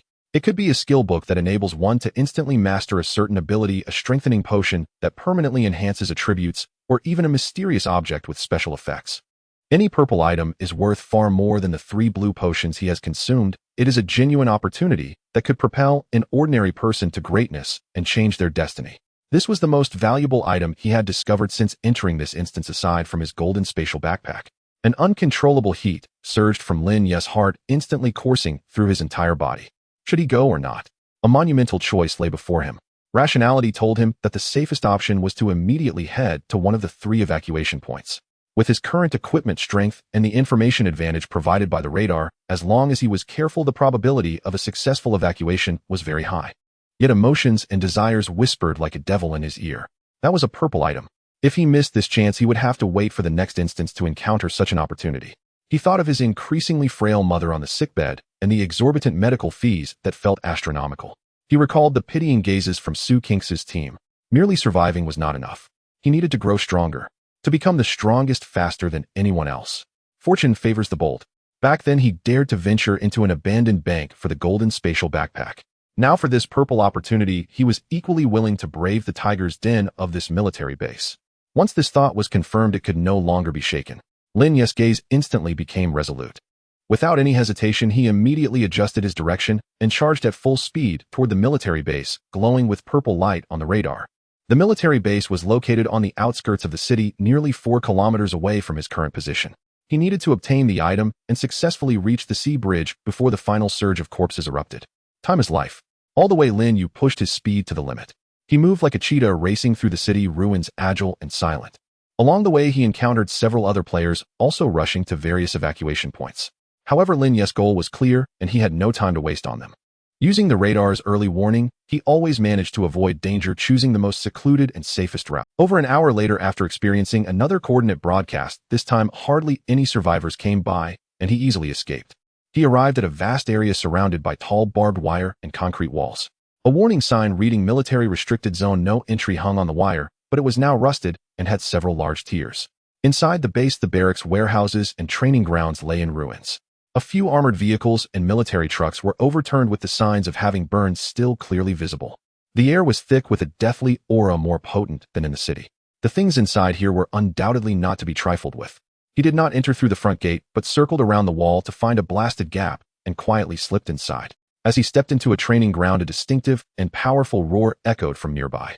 He saw a zombie towering over 2 meters tall with a physique as muscular as a bull, wearing camouflage pants, dragging a huge concrete power pole and aimlessly wandering. Its bulging muscles exhibited an abnormal bluish-black color, brimming with explosive power. Strength type mutated infected. Lin Yu's heart instantly leaped to his throat. A creature of this level, if hit 𝓃, would turn him into mush even with his stab-resistant vest. Fighting 𝓃 would be suicidal. He immediately crouched down, hiding behind an abandoned jeep, not daring. On the radar map, the purple light was distinctly located not far behind this strength-type zombie, within a 3-story command building. To obtain the purple item, he must find a way to bypass or eliminate this terrifying roadblock. Watching the power-type zombie that resembled a small truck, Lin Yu felt a layer of cold sweat bead on his forehead. He tightened his grip on the Type 92 pistol, but soon abandoned the thought of firing. The gunfire would attract all the monsters in the base, and how much damage a pistol bullet could inflict on such a tough-skinned giant remained uncertain. He had to rely on his wits. His gaze quickly swept across the training ground, searching for usable terrain. On the training ground, besides abandoned vehicles, there were various training obstacles, such as high walls, narrow bridges, and an area filled with barbed wire and barricades. A plan rapidly formed in Lin Yu's mind. He pulled out an empty glass bottle he had scavenged from his spatial. Calculating the angle and force, he hurled the glass bottle towards a direction away from the command building with all his strength. The glass bottle shattered on the concrete ground, creating a crisp sound. The power-type zombie paused, its enormous head slowly turning towards the source of the sound, making a huffing noise as if assessing the situation. It took the bait. The zombie dropped the concrete utility pole it had been holding with a loud crash and began to lumber towards the direction of the shattered glass bottle. Now's the time. Like an arrow released from its bow, Lin Yu sprang out from behind the jeep, rushing towards the command building with all his speed. His heart raced as if it were in his throat. Every step felt as if he were walking on the edge of a blade. He dared not look back, forcing himself to squeeze every ounce of strength from his body. 50 meters, 30 meters, 10 meters. Just as he was about to rush into the command building, the power-type zombie seemed to sense something, abruptly turning its head, its hollow eye sockets locking onto him. Roar. The deafening roar seemed to tear through the eardrums. The anger of the deceived zombie sent it into a complete frenzy. It abandoned its pursuit of the sound source and charged towards Lin Yu with a terrifying speed that was completely incongruous with its massive size. The ground trembled slightly. Damn! Lin Yu's pupils constricted. He no longer had time to get in. In that critical moment, he did not panic, but made a remarkably calm judgment. He sharply turned without rushing into the building, instead dashing towards the area, filled with barricades. The power-type zombie had a low intelligence, only knowing to move in a straight line. Seeing its prey change direction, it immediately adjusted its course and pursued relentlessly. Using the agility brought by his agility score of 11, Lin Yu weaved through the complex obstacles, narrowly dodging the zombie. The power-type zombie, like a human-shaped bulldozer, smashed through the barbed wire and barricades with its but because of this its speed was significantly slowed down.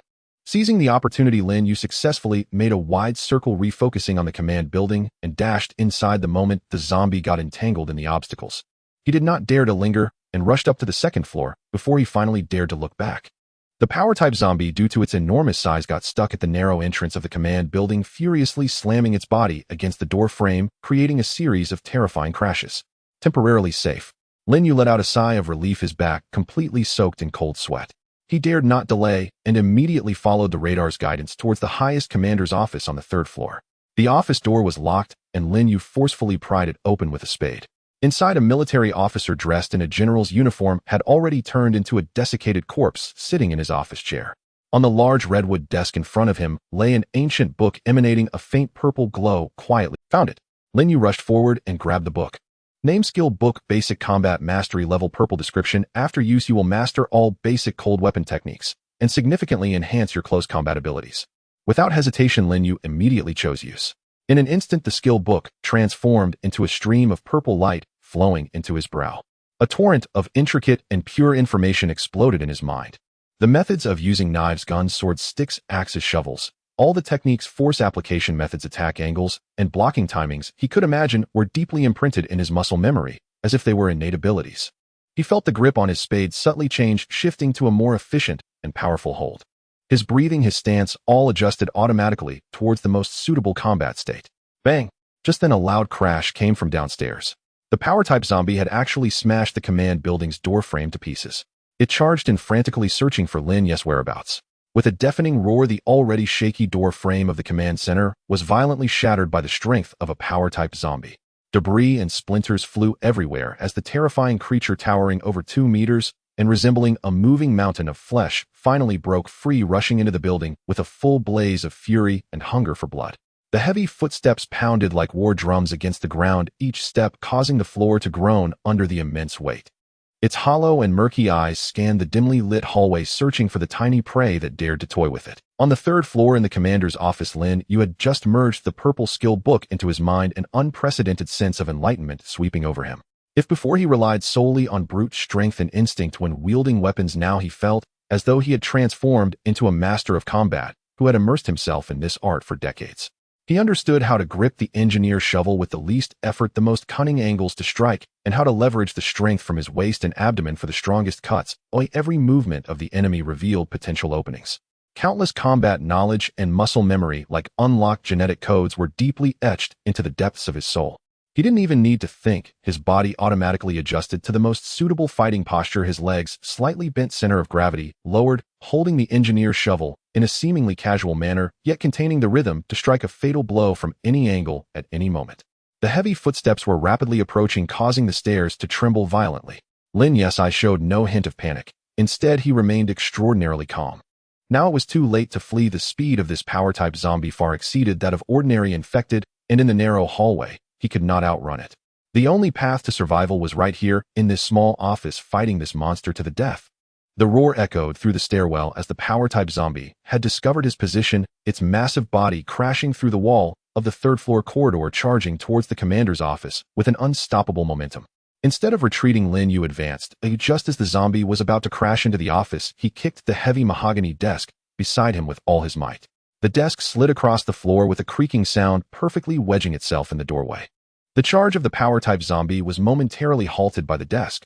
Although the heavy desk was instantly smashed to pieces, this brief pause had created an excellent opportunity for Lin Yu. His body moved like a low-gliding raccoon, taking cover behind the desk, and in an instant he darted to the side of the power-type zombie. The zombie's frenzied attack followed closely, its arm thicker than Lin Yu's thigh swept towards him with a tearing wind. If struck, the lightest outcome would be broken bones. Yet in Lin Yu's eyes this attack was riddled with flaws. With the enhancement of the basic combat mastery, he could clearly see the opponent's unsteady balance caused by excessive force and every minute change in the trajectory of the attack. He suddenly crouched low, not attempting to clash with the zombie's arm hidden, but instead striking upwards at a precisely cunning angle with the sharp edge of the shovel towards the knee joint of the leg supporting the power-type zombie. A crisp crack of bones echoed. The knee of the power-type zombie was severed with the sound, its enormous body instantly losing balance as it let out a reluctant roar, crashing heavily to the side and smashing office cabinets along the way. Having struck successfully, Lin Yu showed no greed for more. He quickly stepped back, creating distance from the fallen zombie, observing with cold eyes. Creatures of this level possess extremely tenacious vitality and would not die so easily. The power-type zombie struggled, using its remaining leg and arms to support its body, attempting to stand once more, its intact arm wildly pounding the ground and creating shallow pits in the concrete. Not done yet. A cold glint flashed in Lin Yu's eyes. He could not give the opponent any chance to. He waited for the right moment as the zombie tried to rise and charge forward. This time, instead of circling around, he charged straight in. When he was 3 meters away from the zombie, he hurled the engineer shovel in front of him. The shovel spun rapidly through the air like a deadly flying wheel, heading straight for the zombie's face. This sudden move clearly exceeded the zombie's meager intelligence. It instinctively raised its arm to block. Clang! The shovel was knocked away with great force. However, this was exactly what Lin Yu wanted. In the moment the zombie raised its hand to block, revealing an opening, Lin Yu's figure had already approached like a specter. He drew the Colt 92 style pistol from his waist. Bang! Bang! 2 gunshots echoed deafeningly in the closed office. 2 9mm bullets pierced precisely through the gaps in the zombie's blocking arm, drilling fiercely into its hollow eye sockets. A black, foul-smelling liquid mixed with brain matter erupted from its eye sockets. The power-type zombie's body stiffened suddenly, all its movements coming to a halt. Its attempt to rise was forever frozen at that moment. Huff! Lin Yu slowly exhaled a breath of turbid air, finally feeling the chill on his back. He calmly stepped forward, picked up the fallen engineer's shovel, and without hesitation, with all his strength, drove it fiercely into the zombie's nape, completely severing its spine. Only after confirming that this terrifying creature was dead beyond revival did he truly relax. The entire battle process, though seemingly perilous, was all within his calculations. From using the alloy desk as a block to attacking its weak points from the side to throwing the weapon to draw attention and finally delivering the lethal shot, each step was interconnected, calm, and efficient without wasting an ounce of unnecessary energy. This was the qualitative change brought about by the basic combat mastery. He had no time to marvel. He immediately turned his attention to the corner of the room. Time was of the essence, and Lin Yu had no mood to delve into lockpicking techniques. He approached the safe, his gaze unsettlingly calm. The strength of 11 o'clock combined with the perfect striking technique brought by the mastery of basic combat was his best key. He gripped the end of the entrenching tool tightly, taking a deep breath, his muscles tensing, instantly channeling power from his core to his arms, infusing all his strength into the tip of the tool. Open for me. With a low growl, the sharp, entrenching tool plunged violently into the gap of the safe door. The shrill sound of metal distorting echoed in the silent office, sending chills down one's spine. With each strike, Lin Yu mechanically repeated the prying motion, pouring all his strength into every blow. The thick steel plate of the safe began to deform and dent under his violent assault. Finally, after a dozen more prying attempts, a loud bang signaled the complete destruction of the safe's locking mechanism, and the heavy door was forced open just enough to create a gap. Lin Yu discarded the now somewhat blunted entrenching tool, grasping the gap with both hands and yanking outward. Clang! The safe door was brutally ripped down, crashing heavily to the floor. The contents of the safe finally revealed themselves before his eyes. The safe was divided into 2 layers, with the upper section neatly stacked with 5 excised crystals emanating a soft white glow. Name: source energy crystal, level white. Description: a universal energy source and hard currency in the apocalyptic world, usable for powering devices and redeemable for credit points in the Jishu system. This was indeed one of the most valuable items in this world. Just these 5 alone could be exchanged for a large sum of credit points, enough to cover his mother's medical expenses for a long time. Lin Yu's heart raced uncontrollably, but he suppressed his excitement and turned his gaze to the lower section. In the lower section, another source energy crystal lay quietly, but this one was different. It was crystal clear, with what seemed like purple lightning swirling inside, radiating a wave of energy far purer and more powerful than the white crystals. Even the radar system marked it with a noble purple. No wonder after using combat skills the radar showed a purple resource point at the military base. Name source energy crystal essence level purple description, a product of highly compressed and refined source energy crystals containing vast and pure energy crucial for powering advanced devices, enhancing special abilities, and even upgrading system permissions. Extremely rare. Lin Yu's breath quickened instantaneously. He had not anticipated such a rich reward for this risky venture. This purple source energy crystal was likely worth more than 100 guns combined. This was truly a treasure that could change one's fate. Next to the purple crystal was a black tablet encased in a military-grade trip-proof shell.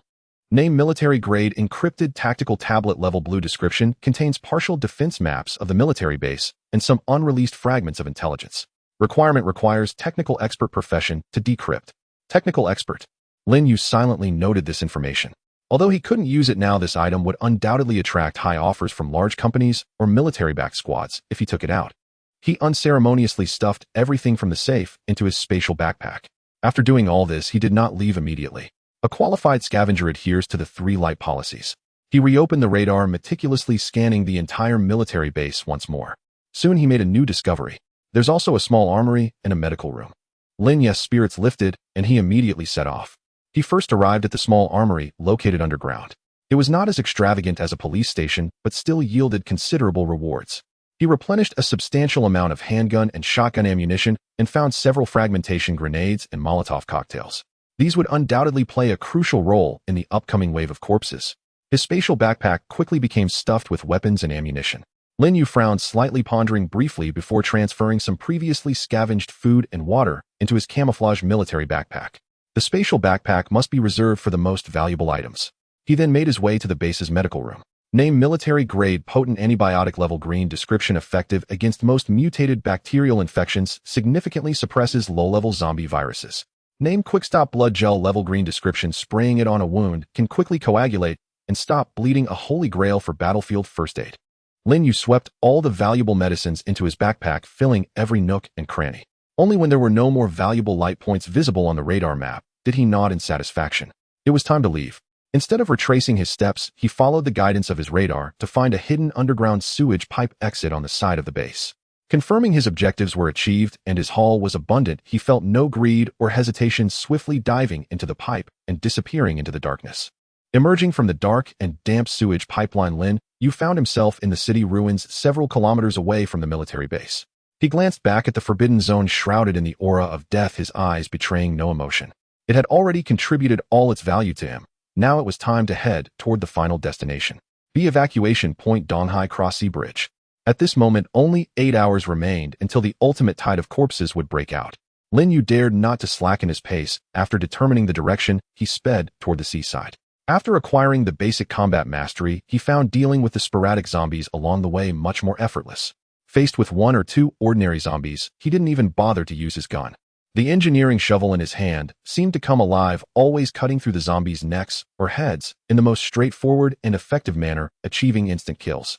The entire process flowed seamlessly, hardly making any excess noise, while maximizing the conservation of energy and ammunition. His actions resembled those of a true apocalypse hunter, calm, efficient, and deadly. Half an hour later, the salty sea breeze rushed toward him, and a magnificent white steel dragon spanned across the tumultuous sea, appearing at the edge of his vision. The �13 Cross-Sea Bridge had arrived. However, the closer he got, the heavier Lin Yu's heart sank. On his radar system, the points of light representing resources had become alarmingly dense. Lin Yu did not approach recklessly, but quickly climbed to the rooftop of a nearby unfinished building and raised a telescope found in the military base to observe the scene at the bridgehead. After just one glance, he gasped in shock. The scene before him was even more horrific than what the radar displayed, resembling a living hell. The entrance to the Cross-Sea Bridge was completely blocked by a mountain of corpses, with damaged vehicles and roadblocks burning, filling the air with a strong scent of blood and char. He finally understood why there were so many zombies here. Dimensional repulsion. This bridge was one of 3 evacuation points, inevitably attracting a large number of players. The higher the player density, the stronger the dimensional repulsion effect triggered by the boundary hub system, which in turn attracted more zombies. At this moment, countless zombies were continuously pouring in from the depths of the city, forming a terrifying tide of corpses that turned the entire bridge into a one-way death passage. The players on the bridge were divided into several small groups by this endless tide, fighting desperately, but falling into a state of despair. The sounds of gunfire explosions, human screams, and zombie roars intertwined to create a requiem for the apocalypse. Lin Yu's gaze quickly scanned the bridge, soon spotting a few familiar figures. The equipped team led by the man with the fire axe had formed a circular formation struggling against an armored vehicle, but their ammunition had clearly run low and several members were injured. The team of Speed Awakened led by the short-haired girl fared slightly better. Using their speed advantage, they darted between the rooftops and railings, continually harassing the flanks of the zombie tide, but they too were firmly trapped and unable to advance. The worst off were 𝓃 team. When Lin Yu saw them, they were surrounded by a group of zombies next to a Wang Chang's arm was unnaturally twisted, clearly broken. Li Bin had vanished, most likely already deceased, wasting a precious chance to revive. Scout Zhang Hao was frantically shooting a handgun, but his drone had long since disappeared, losing his greatest reconnaissance advantage, making him seem like a headless fly. 𝓃's face was as pale as paper. Her pristine school uniform had already been stained red with filthy blood. Although she was still desperately trying to heal Zhang Hao and Wang Chang, the glow of her healing was faint, likely to extinguish at any moment. Clearly her abilities had also been exhausted to their limit. Witnessing this scene, Lin Yu's heart remained unmoved, his expression cold, as if watching a movie unrelated to himself. Save them? Impossible. He was barely able to protect himself. Any excess compassion was like playing with his own life. Forcing his way through the tide of corpses at the bridgehead would be tantamount to suicide. He calmly put away the telescope and refocused his attention on the radar system, carefully examining the structure of the cross-sea bridge. There must be another way, he muttered to himself. The radar's scanning waves repeatedly swept over the bridge's three-dimensional structure, leaving no detail overlooked. Suddenly his eyes lit up. Approximately 200 meters from the bridge entrance beneath the bridge, the radar marked an extremely concealed entrance to a maintenance passage leading inside the bridge. That passage, like the capillaries of the bridge, penetrated through the entire structure, directly leading to the evacuation point in the middle section. This was his lifeline. Having found a way out, Lin Yu hesitated not a moment. He immediately descended from the unfinished building and headed toward the bridge's underside, aiming for the concealed maintenance tunnel. Yet just as he crept silently beneath the bridge, nearing the tunnel entrance, sealed by an iron grating, a burst of fierce gunfire and furious shouting erupted from nearby. He froze instantly, pressing himself behind a massive bridge pier and peering cautiously outward. Not far away, an elite squad, having likewise discovered this entrance, was trapped in a desperate predicament. The squad comprised 4 or 5 members, each clad in tactical vests and armed with automatic rifles. Their equipment so advanced it even surpassed that of the earlier fire axe-wielding team. Clearly they too intended to bypass the zombie horde via this maintenance tunnel. But fortune had turned against them. Just as they prepared to breach the iron grating, they were ambushed from their flank and rear. The assailants crouched behind abandoned shipping containers, unleashing withering fire, evidently intent on robbing the robbers, seizing both their gear and this sole path to survival. Worse still, the gunfight drew the attention of zombies gathered near the bridgehead. Dozens of shambling corpses roared and tumbled down from the span, converging upon the squad from all sides. Trapped between the undead and hidden snipers, the elite squad was instantly encircled, caught in a fatal pincer. Damn it, cowards! Come out and fight me, unknown. The squad leader roared, cutting down several lunging zombies with concentrated bursts, but his magazine ran dry within seconds. Heavy gear indeed. Once you're dead, it'll all be ours. The ambushers crowed triumphantly from behind the containers. Lin Yu watched the brutal spectacle from the shadows, his expression cold and detached, a frost-edged smile curling at the corner of his lips. Truly, heaven itself had conspired in his favor. Unwittingly, the elite squad had drawn every eye and every bullet away from the tunnel entrance, clearing the entire vicinity and gifting him the perfect opportunity to slip through unseen. He felt no impulse to intervene. Instead, he waited, still and patient as a hyena, biding his time, waiting for the squad's ammunition and resolved to dwindle, waiting for them to be utterly overwhelmed by zombies and ambushers alike, waiting for the ambushers to lower their guard, stepping boldly into the open to claim their spoils. That moment would be his cue, the perfect instant for the silent, calculating mantis to strike. The battle unfolded precisely as Lin Yu had foreseen. Though formidable, the elite squad was ultimately outnumbered and outmaneuvered. After expending 2 more magazines, their defensive line finally collapsed under the relentless tide of the undead. One squad member was dragged down by a zombie and torn apart in an instant, the scream lasting less than. Their leader, having fired his last round, was struck in the thigh by an ambush sniper's bullet. He crumpled with a shriek, only to vanish beneath the surging mass of ravenous corpses. Within a single minute, the well-equipped squad was annihilated. Brilliant. Quick, retrieve. From behind the containers, the ambush squad's leader shouted exultantly, leading his 3 surviving men cautiously from cover to scavenge the battlefield. Watching their grotesque, avaricious grins, Lin Yu's gaze sharpened, cold, precise, and lethal. Without warning, he exploded from behind the pier. Not drawing his firearm for gunfire might summon more zombies. From his spatial backpack, he snatched a pre-prepared Molotov cocktail, uncorked it, ignited the rag wick with a lighter, then hurled it with full force, straight toward the ambushers and the pile of zombie corpses directly beneath them. The bottle traced a lethal arc through the air. What the? Before the ambushers could react, it detonated at their boom.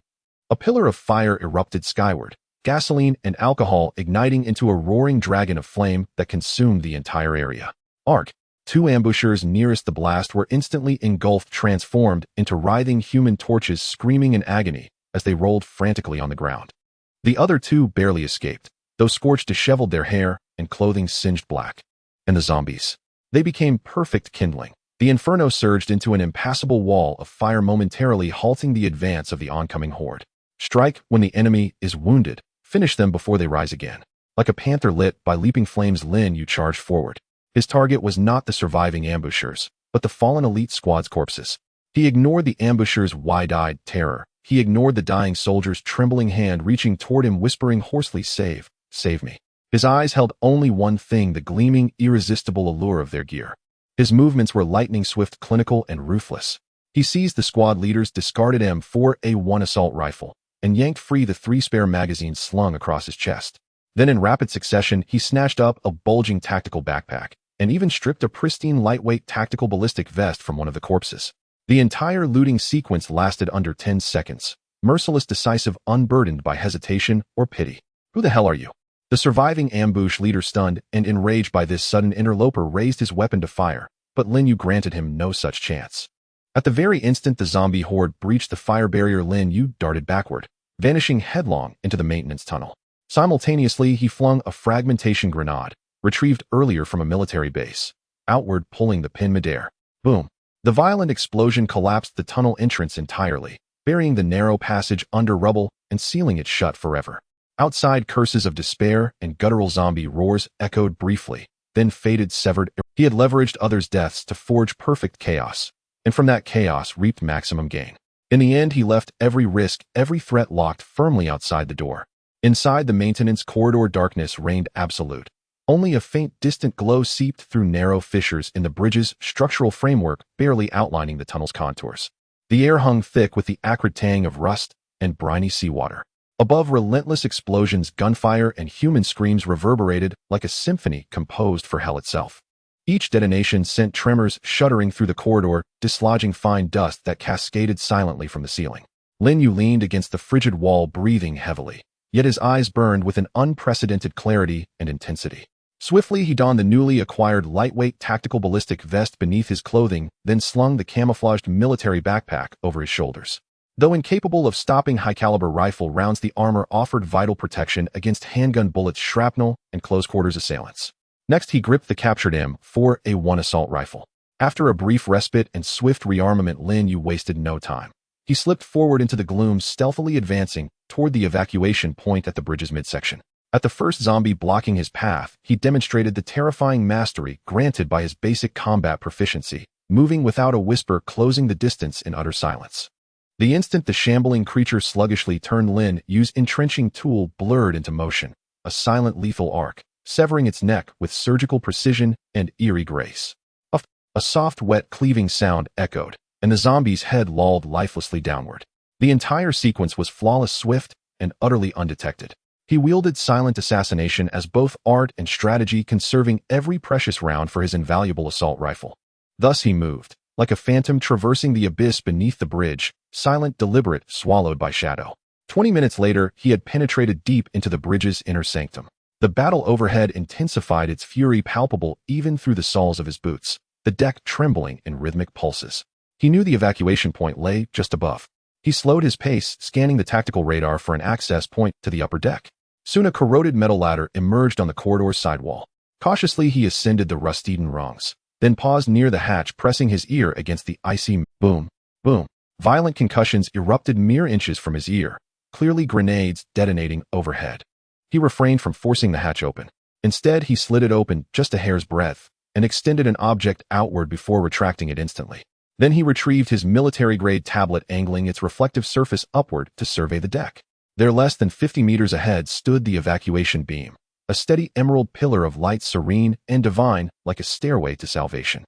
Yet before that luminous threshold raged a brutal mopping-up operation. A five-man squad armed with devastating firepower unleashed a crisscrossing hail of bullets from two light machine guns, sweeping the area with merciless efficiency. They held the evacuation point in an iron grip. Any player or zombie daring to approach was shredded, instantly reduced to riddled husks. Bodies carpeted the deck, blood pooled and streamed across the steel. At the battlefield's periphery, Lin Yu recognized several familiar figures. Su Qingshue's team had been whittled down to only 2 survivors.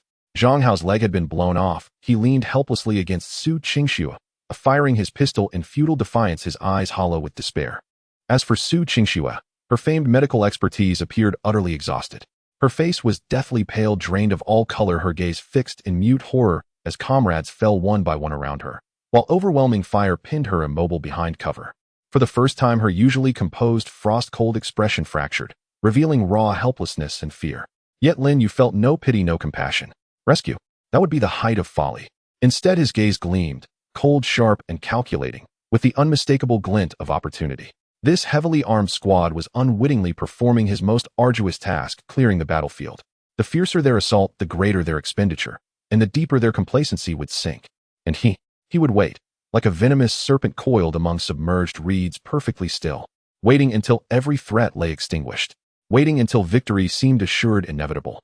Waiting for that final suspended second, when their vigilance would falter, when their fingers would reach for the beam of salvation, and their lives would end. Time crept forward second by second beneath the deafening roar of gunfire and explosions. On the bridge's surface, a heavily armed squad displayed astonishing combat prowess. At the cost of one comrade swallowed whole by the shambling horde, they finally cleared the last pocket of zombies surrounding the extraction zone. As far as the eye could see, the bridge's midsection held no living thing standing upright, except for the 4 of them. They were a team of elite, battle-hardened physical education students. Phew. Finally, overgrowled a thick-set squad member, spitting a bloody wad onto the asphalt, his face alight with the exhilaration of narrow survival. Damn it, we took a serious hit this time. 5th brother fell here, another muttered, still trembling with residual dread, yet his eyes gleamed with unmistakable avarice. Their squad leader, a man whose face bore a jagged scar, remained unervingly composed. He swept the area with sharp, vigilant glances. Only when he confirmed absolute safety did a faint, self-satisfied smile curl at the corners of his lips. With a curt wave toward the emerald light column mere steps away, he commanded, voice low and gravelly, "No more chatter. Secure the battlefield, grab anything valuable, and withdraw." The 3 subordinates immediately surged forward toward the fallen players' corpses, ransacking them with brutal haste, so absorbed in plunder that their vigilance plummeted to nothing. The scarred leader watched, satisfied. He lit a cigarette, drew a slow, deep breath, then strode toward the radiant extraction column, the very symbol of glory and wealth, with the measured gait of a victor. The scar on his face was not real. It had been purchased and affixed expressly to project dominance during confrontations in novice dungeons. 1 foot had already crossed into the column's luminous perimeter. He could already feel its warm, tranquil energy, the gentle pulse of imminent teleportation. Yet in that very instant, when his guard was lowest, when victory seemed irrevocably sealed, death arrived. Dad. A muffled, lethal crack split the air, erupting from the maintenance access tunnel just behind them. A single devastating burst of 5.56mm rifle rounds tore through the air, forming a curtain of annihilation aimed precisely at the squad member who stood with his back turned, stooped low to retrieve a backpack. Flip. Bullets punched through his torso in rapid succession. Blood bloomed in violent sprays. Not even a cry escaped his lips before he collapsed face first, frozen in disbelief and bewilderment. Ambush. The scarred leader's blood ran cold. His instincts as an elite player ignited instantly. He hurled himself out of the light column and dove for cover. But it was already too late. Lin Yu emerged from the maintenance tunnel like a vengeful specter, clawed up from the without pause or hesitation. The muzzle of his M4A1 assault rifle locked unerringly onto the neck. Strike the leader first. He ignored the 2 other panicked squad members entirely, focusing every ounce of firepower on the scarred leader, who had barely scrambled behind cover. Dad. A torrent of fire slammed into the police cruiser shielding him. Sparks exploded across its hull, its windows shattering into glittering dust. Roaring in fury, the scarred leader tried to return fire, but Lin Yu's suppression was overwhelming. He couldn't even raise his head. Worse still, moments earlier, in a vain display of bravado, he'd already stepped 1 foot into the extraction column, leaving him stranded in an exposed, indefensible position. "You bastard." A raw, guttural howl tore from his throat. unbelieving, furious. He'd fought through blood and fire, only to be stripped of triumph at its very threshold. As he attempted to roll toward alternate cover, Lin Yu's barrel dipped slightly. A single surgical shot pierced the cruiser's undercarriage and shattered his calf bone with brutal precision. Agony contorted his body. His movement seized, twisted, arrested. That split-second hesitation, Lin Yu's rifle rose again. The bullet flew, not as lead but as fate, cold, inevitable, and perfectly guided into the exposed crown of his skull. Bang! Thus perished a so-called legendary warlord. With the greatest threat eliminated, the remaining 2 squad members were, in Lin Yu's eyes, already corpses walking. They stared, paralyzed with horror, as their leader's head erupted in crimson mist, their mental fortitude shattered in an instant. One whirled to flee, the other sprayed, blind, panicked, bursts into the air. Lin Yu didn't bother with the rifle any longer. Calmly switching to his sidearm, he fired 2 clean, deliberate shots, like a marksman rehearsing on a silent firing range. Bang! Bang! Both crumpled without resistance. The entire engagement, from Lin Yu's ambush to final silence, lasted less than 30 seconds. Swift, precise, ruthless. Alone he executed a flawless rear assault, annihilating an elite squad fresh from brutal combat. Afterward, Lin Yu did not rush to loot the bodies. Instead, he scanned the battlefield with icy vigilance, rifle still raised, barrel unwavering. His gaze drifted, unintentionally, to the ruined bus in the distance. There 𝂃 stared at him with wide, unblinking eyes, as if beholding some eldritch abomination. Her expression held awe, terror, and something deeper, more unsettling, an emotion even she could not name. Beside her, Zhang Hao lay unconscious, bled nearly dry. Lin Yu's eyes flickered across 𝂃's face. No pause, no recognition, no wait. Just the indifferent glance one might grant a stone by the roadside. Several of his earlier rounds had even struck the bus where they hid, yet he showed no concern whatsoever. He would not deliberately kill them. They were not worth the ammunition, nor would he save them. Only after confirming the field held no further living threats did he begin his favorite phase of the operation. He moved swiftly among the corpses, stripping them of every valuable spare rifle, magazines, fragmentation, grenades, source energy crystals, medical supplies. All vanished into his spatial storage pack. His motions were clinical, efficient, devoid of sentiment or hesitation. Once certain no spoils remained, he turned, shoulders squared, pace unhurried, and walked alone into the victorious glow of the extraction column, bearing riches enough to make any survivor envious. Lin Yu's figure solidified in the column of transporting light, his feet standing on the cold, smooth floor of the central hall of the boundary hub. The surrounding clamor and noise, those gazes filled with jealousy, awe, and greed, seemed to be separated by an invisible barrier, unable to touch him in the slightest. He ignored all of this, immersing his entire mind in the massive and magnificent settlement light curtain that only he could see. Task Apocalypse Fragment E137 Zombie City Survival Challenge. Personal evaluation. Your performance is flawless. You stirred the winds and clouds, single-handedly utilizing information gaps and human weaknesses to dominate the entire instance's direction. You are not a survivor, you are a hunter. Team evaluation B. Although your teammates abandoned you at the beginning, the system determined that you still maintained a nominal team relationship. Your outstanding performance forcibly raised the team evaluation to this level. The golden characters of this level evaluation seemed to carry a scorching heat, causing Lin Yu's breath to catch. He knew his performance was good, but he did not expect to receive such high praise from the Boundary Hub system. Immediately after, the most exciting part arrived. Experience points being calculated. Detected carried item golden quality space backpack X1, providing experience points 1,000 points. Detected carried item purple quality skill book basic combat mastery X1, providing experience points 100 points.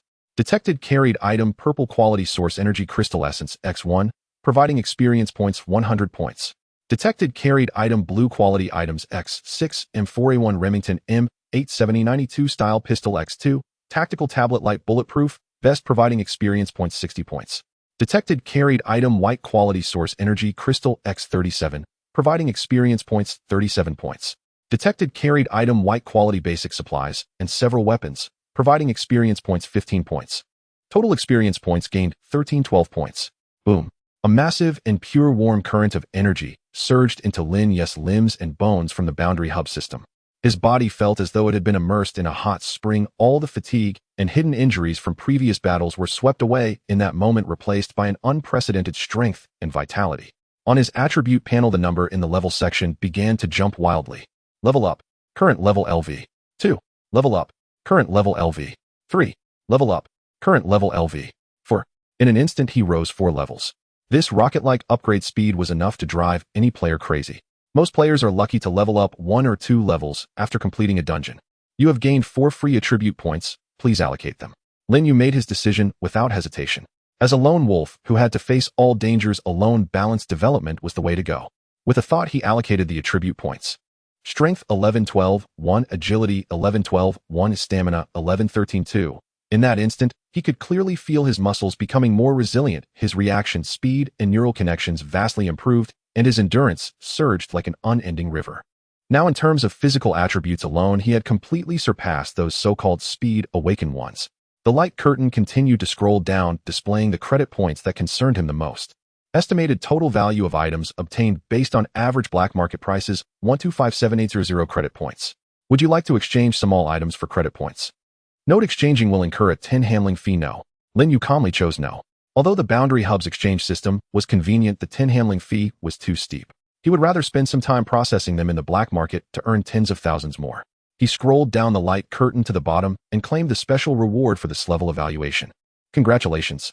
You have received this level evaluation special reward random skill extraction card blue. At the same time, although only he could see the detailed content of his settlement light curtain, the dazzling level evaluation and the item list thumbnail that nearly touched the ground were projected in a translucent form in the public area before him. This is the rule of the Boundary Hub. To encourage players, all players who receive a level or higher evaluation will have their settlement overview publicized. He chose to hide his gold and purple rewards. Instantly, the entire central hall fell silent. Everyone's gaze was magnetically drawn to Lin Yu like iron filings attracted to a magnet. Level evaluation. I must be seeing things. It's just a newbie instance. Oh, how could he achieve an level evaluation? My God, look at his item list. Assault rifles. And so many source energy crystals. Did this guy empty the armory in the instance? Lin Yu. That name sounds familiar. Wait, isn't he the one abandoned at the start by Su Kingsu's team, the burden with no profession or ability? What? It's a me. How is that possible? After a brief silence, the entire hall erupted in chaos. Countless gazes filled with shock, horror, jealousy, greed, and disbelief pressed down on Lin Yu like a tangible force. They could not comprehend how someone regarded as the lowest trash among newbies, an ordinary person for whom even basic survival was a challenge, could achieve results that would drive all elite players mad. At this moment, a beam of light also lit up at the other end of the hall. Su Qingxue and the unconscious Zhang Hao were clumsily transported out. Their settlement light curtain was pitifully grim, with only a few white items, and their evaluation had dropped to level. Due to Li Bin's death, their team's evaluation was severely lowered, and they did not even receive basic rewards. As soon as Su Qingxue steadied herself, she heard the surrounding discussions akin to a tsunami. Following everyone's gaze, she saw the figure standing in the center of the hall, familiar, yet strange, focused by countless eyes.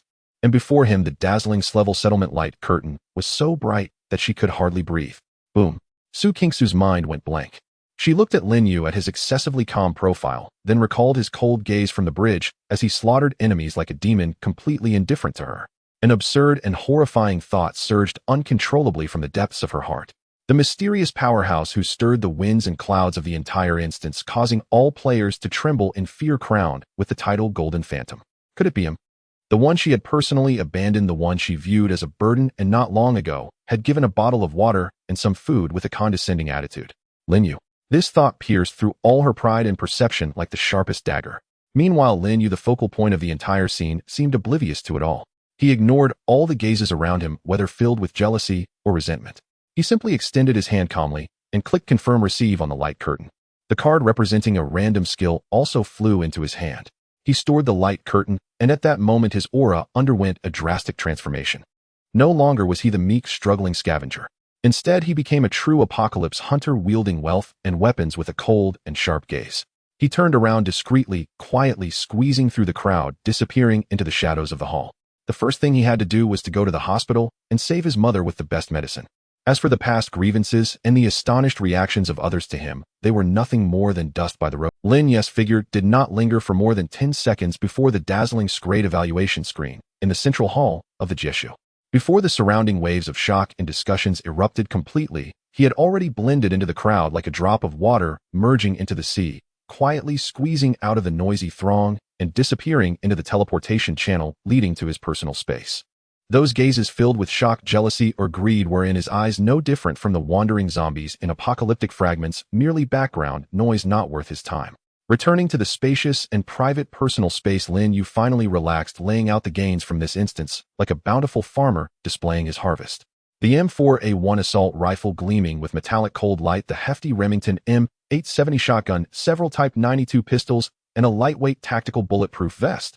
These pieces of equipment sufficient to drive any scavenger team into a frenzy were now quietly lying at his feet. Not to mention the mountain of ammunition enough to support a small-scale urban warfare fragmentation, grenades, Molotov cocktails, and 37 ordinary energy crystal cores radiating a soft white light. Yet Lin Yu's gaze merely skimmed over these items. His true focus was on the energy crystal core essence that he had set aside, pulsating with purple lightning inside, and the unassuming yet extraordinary golden space backpack. These were the true cores upon which his survival and growth depended. The first step is money. Lin Yu's thoughts were chillingly clear.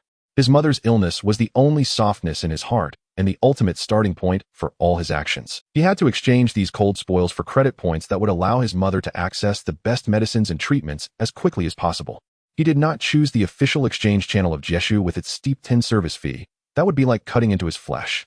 Instead, he opened his personal screen and entered the online trading market built into the Jeshu system. This was a free platform where countless players traded anonymously, filled with opportunities and risks while searching for the materials they needed. Lin Yu did not bother to list each item one by one. That would be too much of a time waster. He packed all the weapons, ammunition, and miscellaneous items scavenged from other players' bodies, except for the M4A1, a spare pistol, the bulletproof vest, and the entrenching tool, into a resource package, and directly selected the fixed price selling mode. Price: 1 million credit points.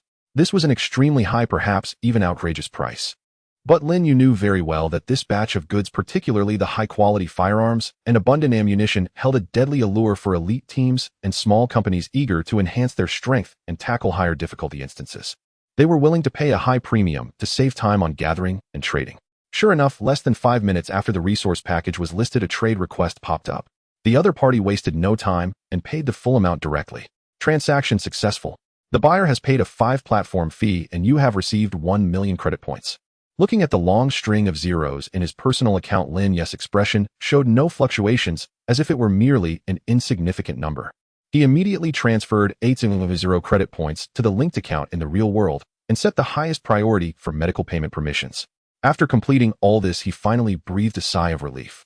With this money, his mother's condition would at least have no worries for a year. Having resolved the greatest burden on his mind, Lin Yu did not linger for a moment and directly exited the Jeshu space, returning to the real world.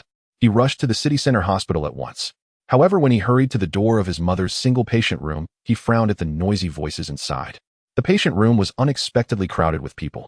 Those so-called relatives who had not contacted him since his family's decline, even coming to demand debts and ridicule him after his father's sacrifice, were now all gathered around his mother's bedside, feigning concern with insincere and sycophantic smiles.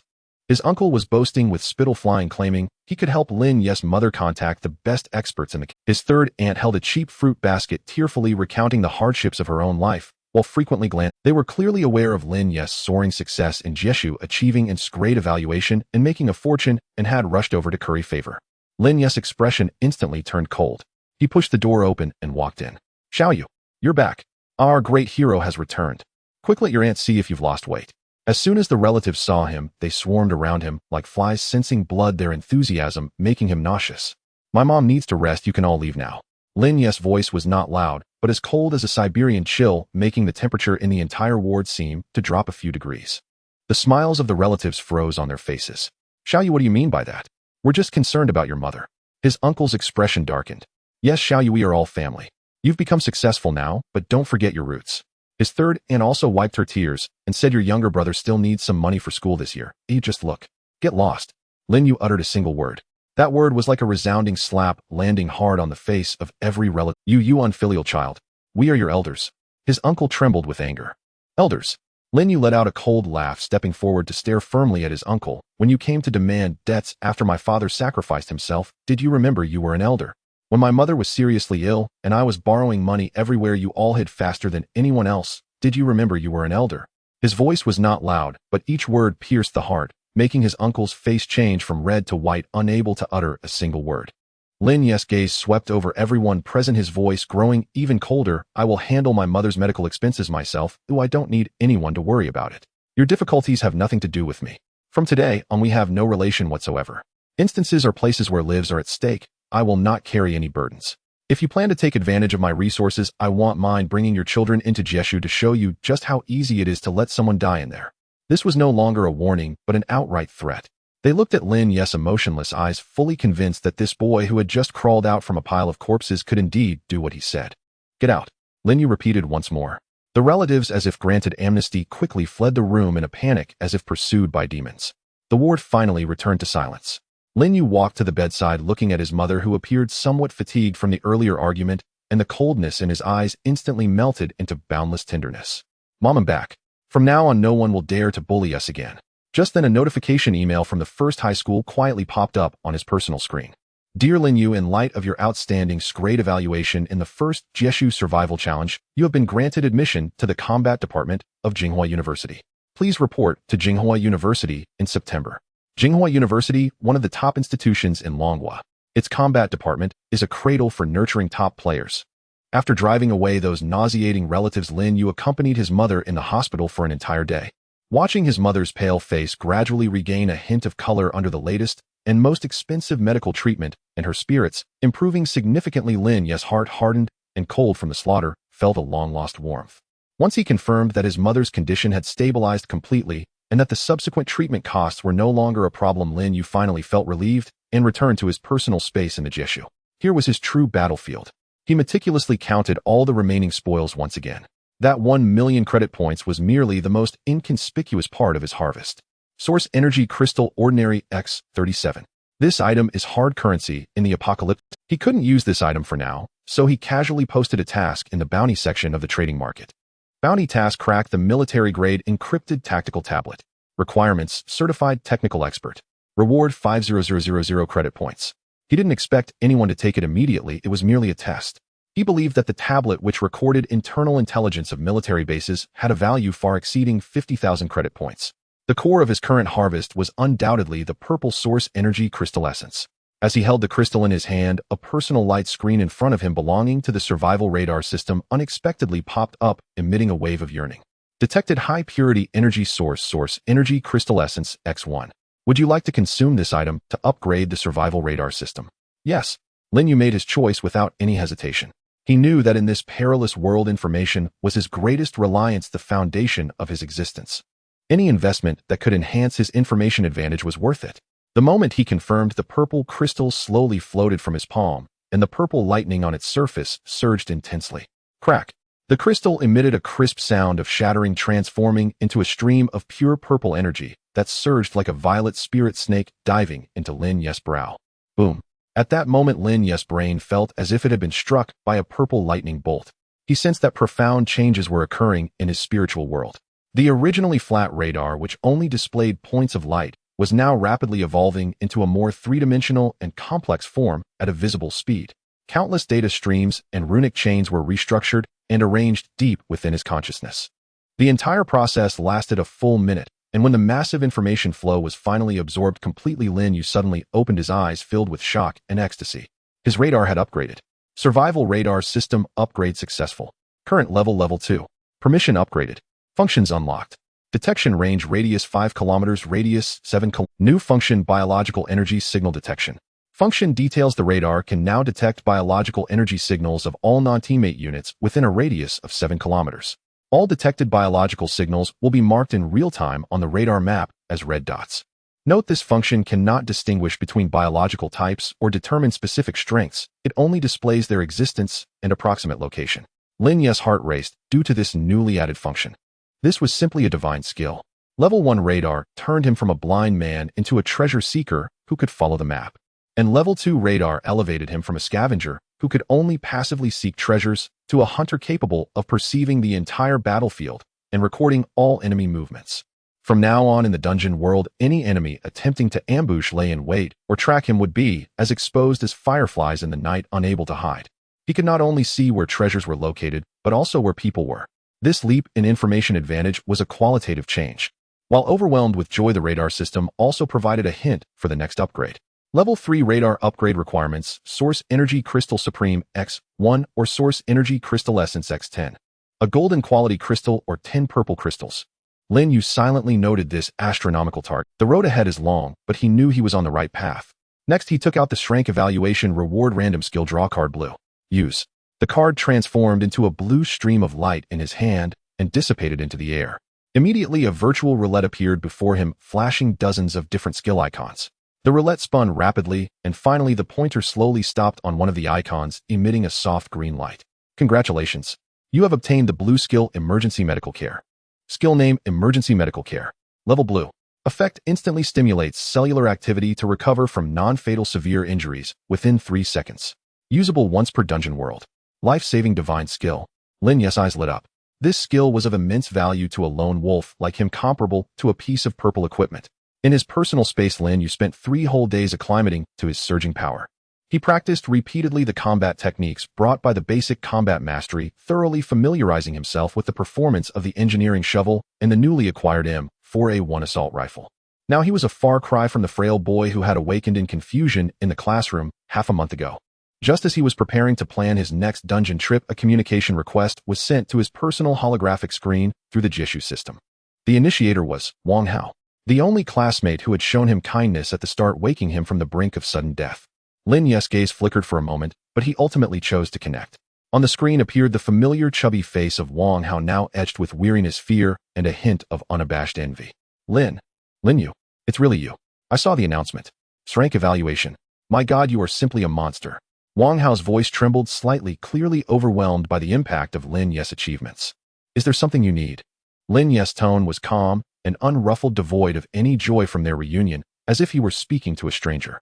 Wang Hao choked on Lin Yu's cold demeanor, his smile turning awkward as he rubbed his hands together and said, Lin Yu, we were desk mates after all. How did you manage to do it? Could you teach me? Or during the next dungeon, could you take me along? His voice grew softer, filled. Clearly his first dungeon experience had been fraught with fear and despair. He had been transported to a zombie world codenamed 𝑃25. Though lucky enough to successfully evacuate from Point C, he had spent the entire time like a frightened mouse, hiding and dodging. Surviving had drained all his courage. Looking at his pitiful frank evaluation and his empty backpack, and then comparing it to Lin Yu's dazzling strength performance, he knew that relying on himself meant certain death in the next force summoning. Lin Yu was the only lifeline he could think of grasping. Teach you. Take you along. Lin Yu smirked subtly. Wang Hao, it seems you have misunderstood something. What? Wang Hao was taken aback. In the world of Jishu, there are no classmates, no friends, only value and transactions. Lin Yu's voice was icy and cruel. Wang Hao's face instantly turned pale, his lips quivering, unable to speak. He had not expected Lin Yu to be so ruthless. However, Lin Yu shifted his tone, his eyes gleaming with the shrewdness of a businessman. I may not deal in personal favors, but I do engage in transactions. In this world, information has value and assistance comes at a price. Lin Yu said slowly, I can provide you with some survival tips for beginner dungeons, share some lesser-known techniques, and even, in a future dungeon, offer you protection so you can safely complete a forced mission. Wang Hao's breathing quickened. But Lin Yu's voice turned cold abruptly. Everything comes at a cost. What? What cost? Very simple. Lin Yu extended a finger. As your consultation fee, 1 source energy crystal. If you want me to take you through a dungeon, you'll need to pay an even greater fee, the specific price, depending on the difficulty of the dungeon. 1 source energy crystal? Wang Hao exclaimed in shock. He hadn't even seen a trace of a source energy crystal throughout his entire dungeon run, and now Lin Yu was asking him to present one in exchange for a few tips. This was outright robbery. Do you think it's too expensive? Lin Yu sneered. Then you can certainly go check in the trading market. Just finding a survivor to escort you would require selling for tens of thousands of credit points. I'm already being lenient considering our past as desk mates. Remember, Wang Hao, in the apocalypse, human life is the cheapest, and the most expensive is the opportunity that keeps you alive. I've given you a chance, whether to seize it is up to you. After saying that, Lin Yu directly hung up the communication. He leaned back in his chair, his expression calm. He didn't truly intend to extort Wang Hao. He was merely using the most direct and brutal way to convey the survival rules of this world. If Wang Hao couldn't even afford to pay this small price, then he was not worthy of any help. Within 10 minutes, Wang Hao's communication came through again. This time, though his eyes were filled with pain and struggle, there was also a resolute determination. I'll trade. He gritted his teeth and said, I will gather enough credit points, please escort me. Half a month has passed in the blink of an eye. During these 15 days, Lin Yu's life has become as regular as a finely tuned machine. Every day, he spends a significant amount of time honing his combat skills in the personal training grounds available to high-level players at Jishu.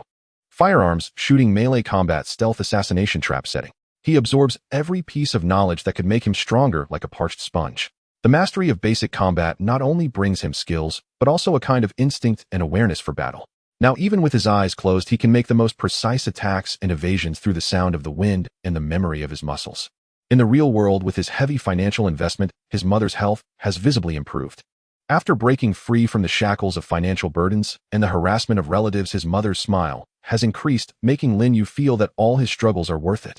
On this day, Lin Yu looked at his experience bar, which had risen to LV for 312,500, and the gray icon on the radar map that required a source energy crystal ultimate to upgrade. He knew he could not wait any longer. Passively waiting for the force summons from Jeshu was filled with uncertainty. He must take the initiative and firmly grasp his fate in his own hands. He opened the dungeon matching hall of Jeshu, where rows of world fragment information flickered with different lights, presenting a vast star map before him. He abandoned the option to match with a team and directly chose single-player mode. Teammates often mean constraints, burdens, and risks. Before he possesses absolute strength to crush everything, he trusts himself more alone. The system recommended several dungeons that balanced risk and reward based on his current level and strength clearance evaluation. Lin Yu's gaze ultimately locked onto one of them. Dungeon World Zombie City No. B2 difficulty, level hard, recommended level LV. 3 LV. 8. World description: a modern metropolis deeply infected by the virus, where not only are there massive numbers of common infected, but also mutated beings with special abilities. It is reported that the city's disease control center may contain original samples of the virus. This is it. The higher the difficulty, the greater the risk, but it also means a higher probability of encountering high-level source energy crystals. His clear goal is to find the source energy crystal essence that can allow his radar to evolve once again in this deadly place. Having determined his goal, Lin Yu immediately began to organize his equipment. He went to his personal space's armory and took out all his finest gear. M4A1 assault rifle as his main weapon, equipped with 5 fully loaded magazines. Remington M870 shotgun as a powerful tool for close-quarters combat and clearing, carrying 50 rounds of buckshot. Type 92 pistol as a last resort weapon tucked into a quick-draw holster on his leg. 3 fragmentation grenades and 2 Molotov cocktails hung on the tactical vest clips. Military-strength painkillers, quick-acting hemostatic gel, broad-spectrum antibiotics. Various high-grade medications filled his medical kit. Coupled with the lightweight tactical bulletproof vest and the upgraded, more powerful military backpack on him, he was armed to the teeth, like a killing god about to step onto the battlefield. However, just as he confidently clicked enter dungeon, a scarlet system prompt popped up. Warning: your combat readiness, excluding the backpack, exceeds the current dungeon's limit. To maintain dungeon balance, please reconfigure your equipment. Lin Yu's brow instantly furrowed. He did not expect that Jeshu would have such restrictions. This also means that he cannot rely on the advantage of his equipment to crush the dungeon. The system is forcing players to rely more on their own strength and skills in this way. Interesting. A cold smirk curved at the corner of Lin Yu's mouth. This is better. If everything could be crushed by equipment, then this apocalyptic game would be too dull. Without any frustration, he calmly returned the M4A1 and shotgun along with most of his gear back. In the end, he only chose the most basic Type 92 pistol, 5 spare magazines, the handy engineer shovel he had long been accustomed to, and a medical kit filled with high-grade medications. Going in lightly armed, returning to the essence. His greatest reliance has never been on these cold weapons, but rather on his second-level radar that perceives everything, the combat skills imprinted deep in his soul, and the fearless hunter's heart forged in a sea of corpses and rivers of blood. Equipment configuration confirmed. Transporting to Zombie City No. B2. Cold, damp, and fetid. This was the first set of signals received by Lin Yu after regaining consciousness. Accompanied by a slight sense of dizziness, the scene before his eyes rapidly switched from the pure white of the Jeshu personal space to a gloomy and oppressive gray.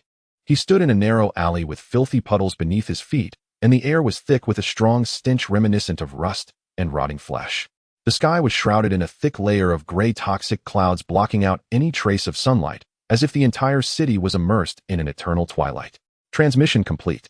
Welcome to Zombie City No. B2, codename Acid Rain City. Difficulty level hard. Current number of participants in the instance 500. Instance duration 72 hours.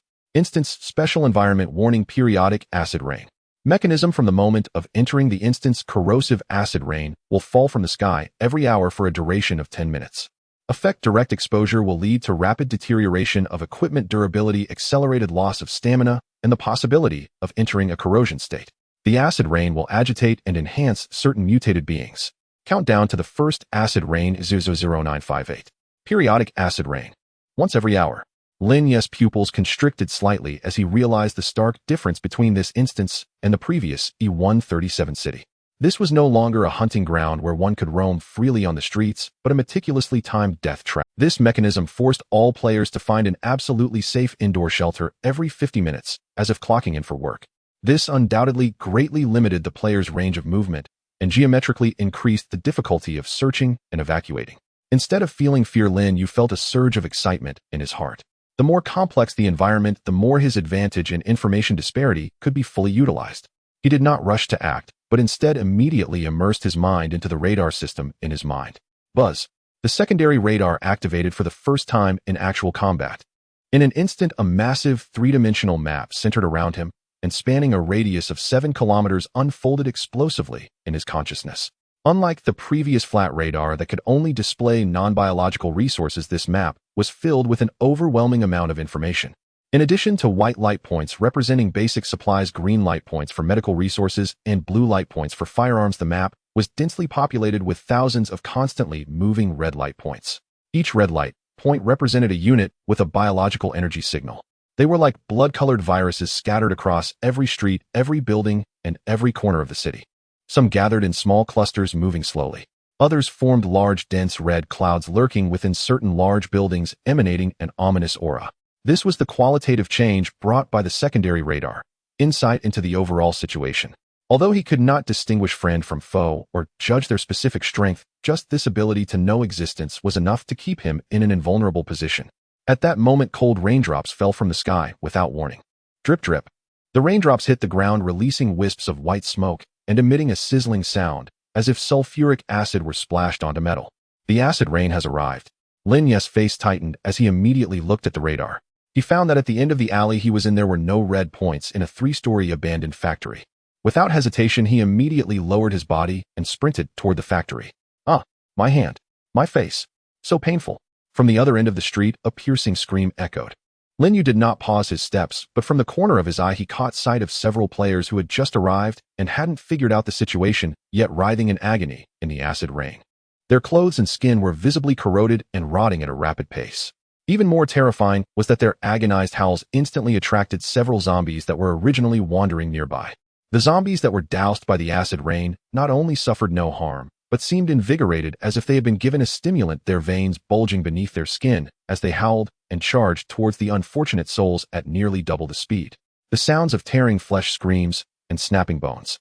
Soon everything fell into silence. Lin Yu's gaze turned icy as he gained a visceral understanding of the cruelty of this instance. He kicked open the rusted iron door of the factory and slipped inside. Roar. Inside the factory, 2 zombies in tattered work clothes turned their heads at the sound and lunged toward him. Lin Yu didn't even bother to use his gun. Having mastered the basic combat proficiency, these ordinary zombies appeared to him no different than puppets. He sidestepped his body, passing through the gaps in the attacks of the 2 zombies at an incredible angle. The engineer's shovel in his hand became a cold shadow. Poochie. Poochie. 2 soft sounds of flesh piercing almost echoed simultaneously. The movements of the 2 zombies came to an abrupt halt as their napes were precisely severed, collapsing helplessly to the ground. The entire process took no more than 3 seconds, quiet and efficient. He quickly checked the factory for safety before turning his gaze to a toolbox in the corner, emitting a faint white glow. Prizing open the toolbox, he found not only some basic repair tools, but also half a pack of cigarettes, a bottle of unopened mineral water, and a brand new industrial gas mask. Good stuff. Lin Yu unceremoniously put on the gas mask. Although this item could not completely shield him from the corrosion of the acid rain, it would at least protect his most vital head and respiratory tract, greatly extending his safe operational time in the acid rain. He leaned against the window, listening to the pat-pat sound of the rain outside and the distant screams, his eyes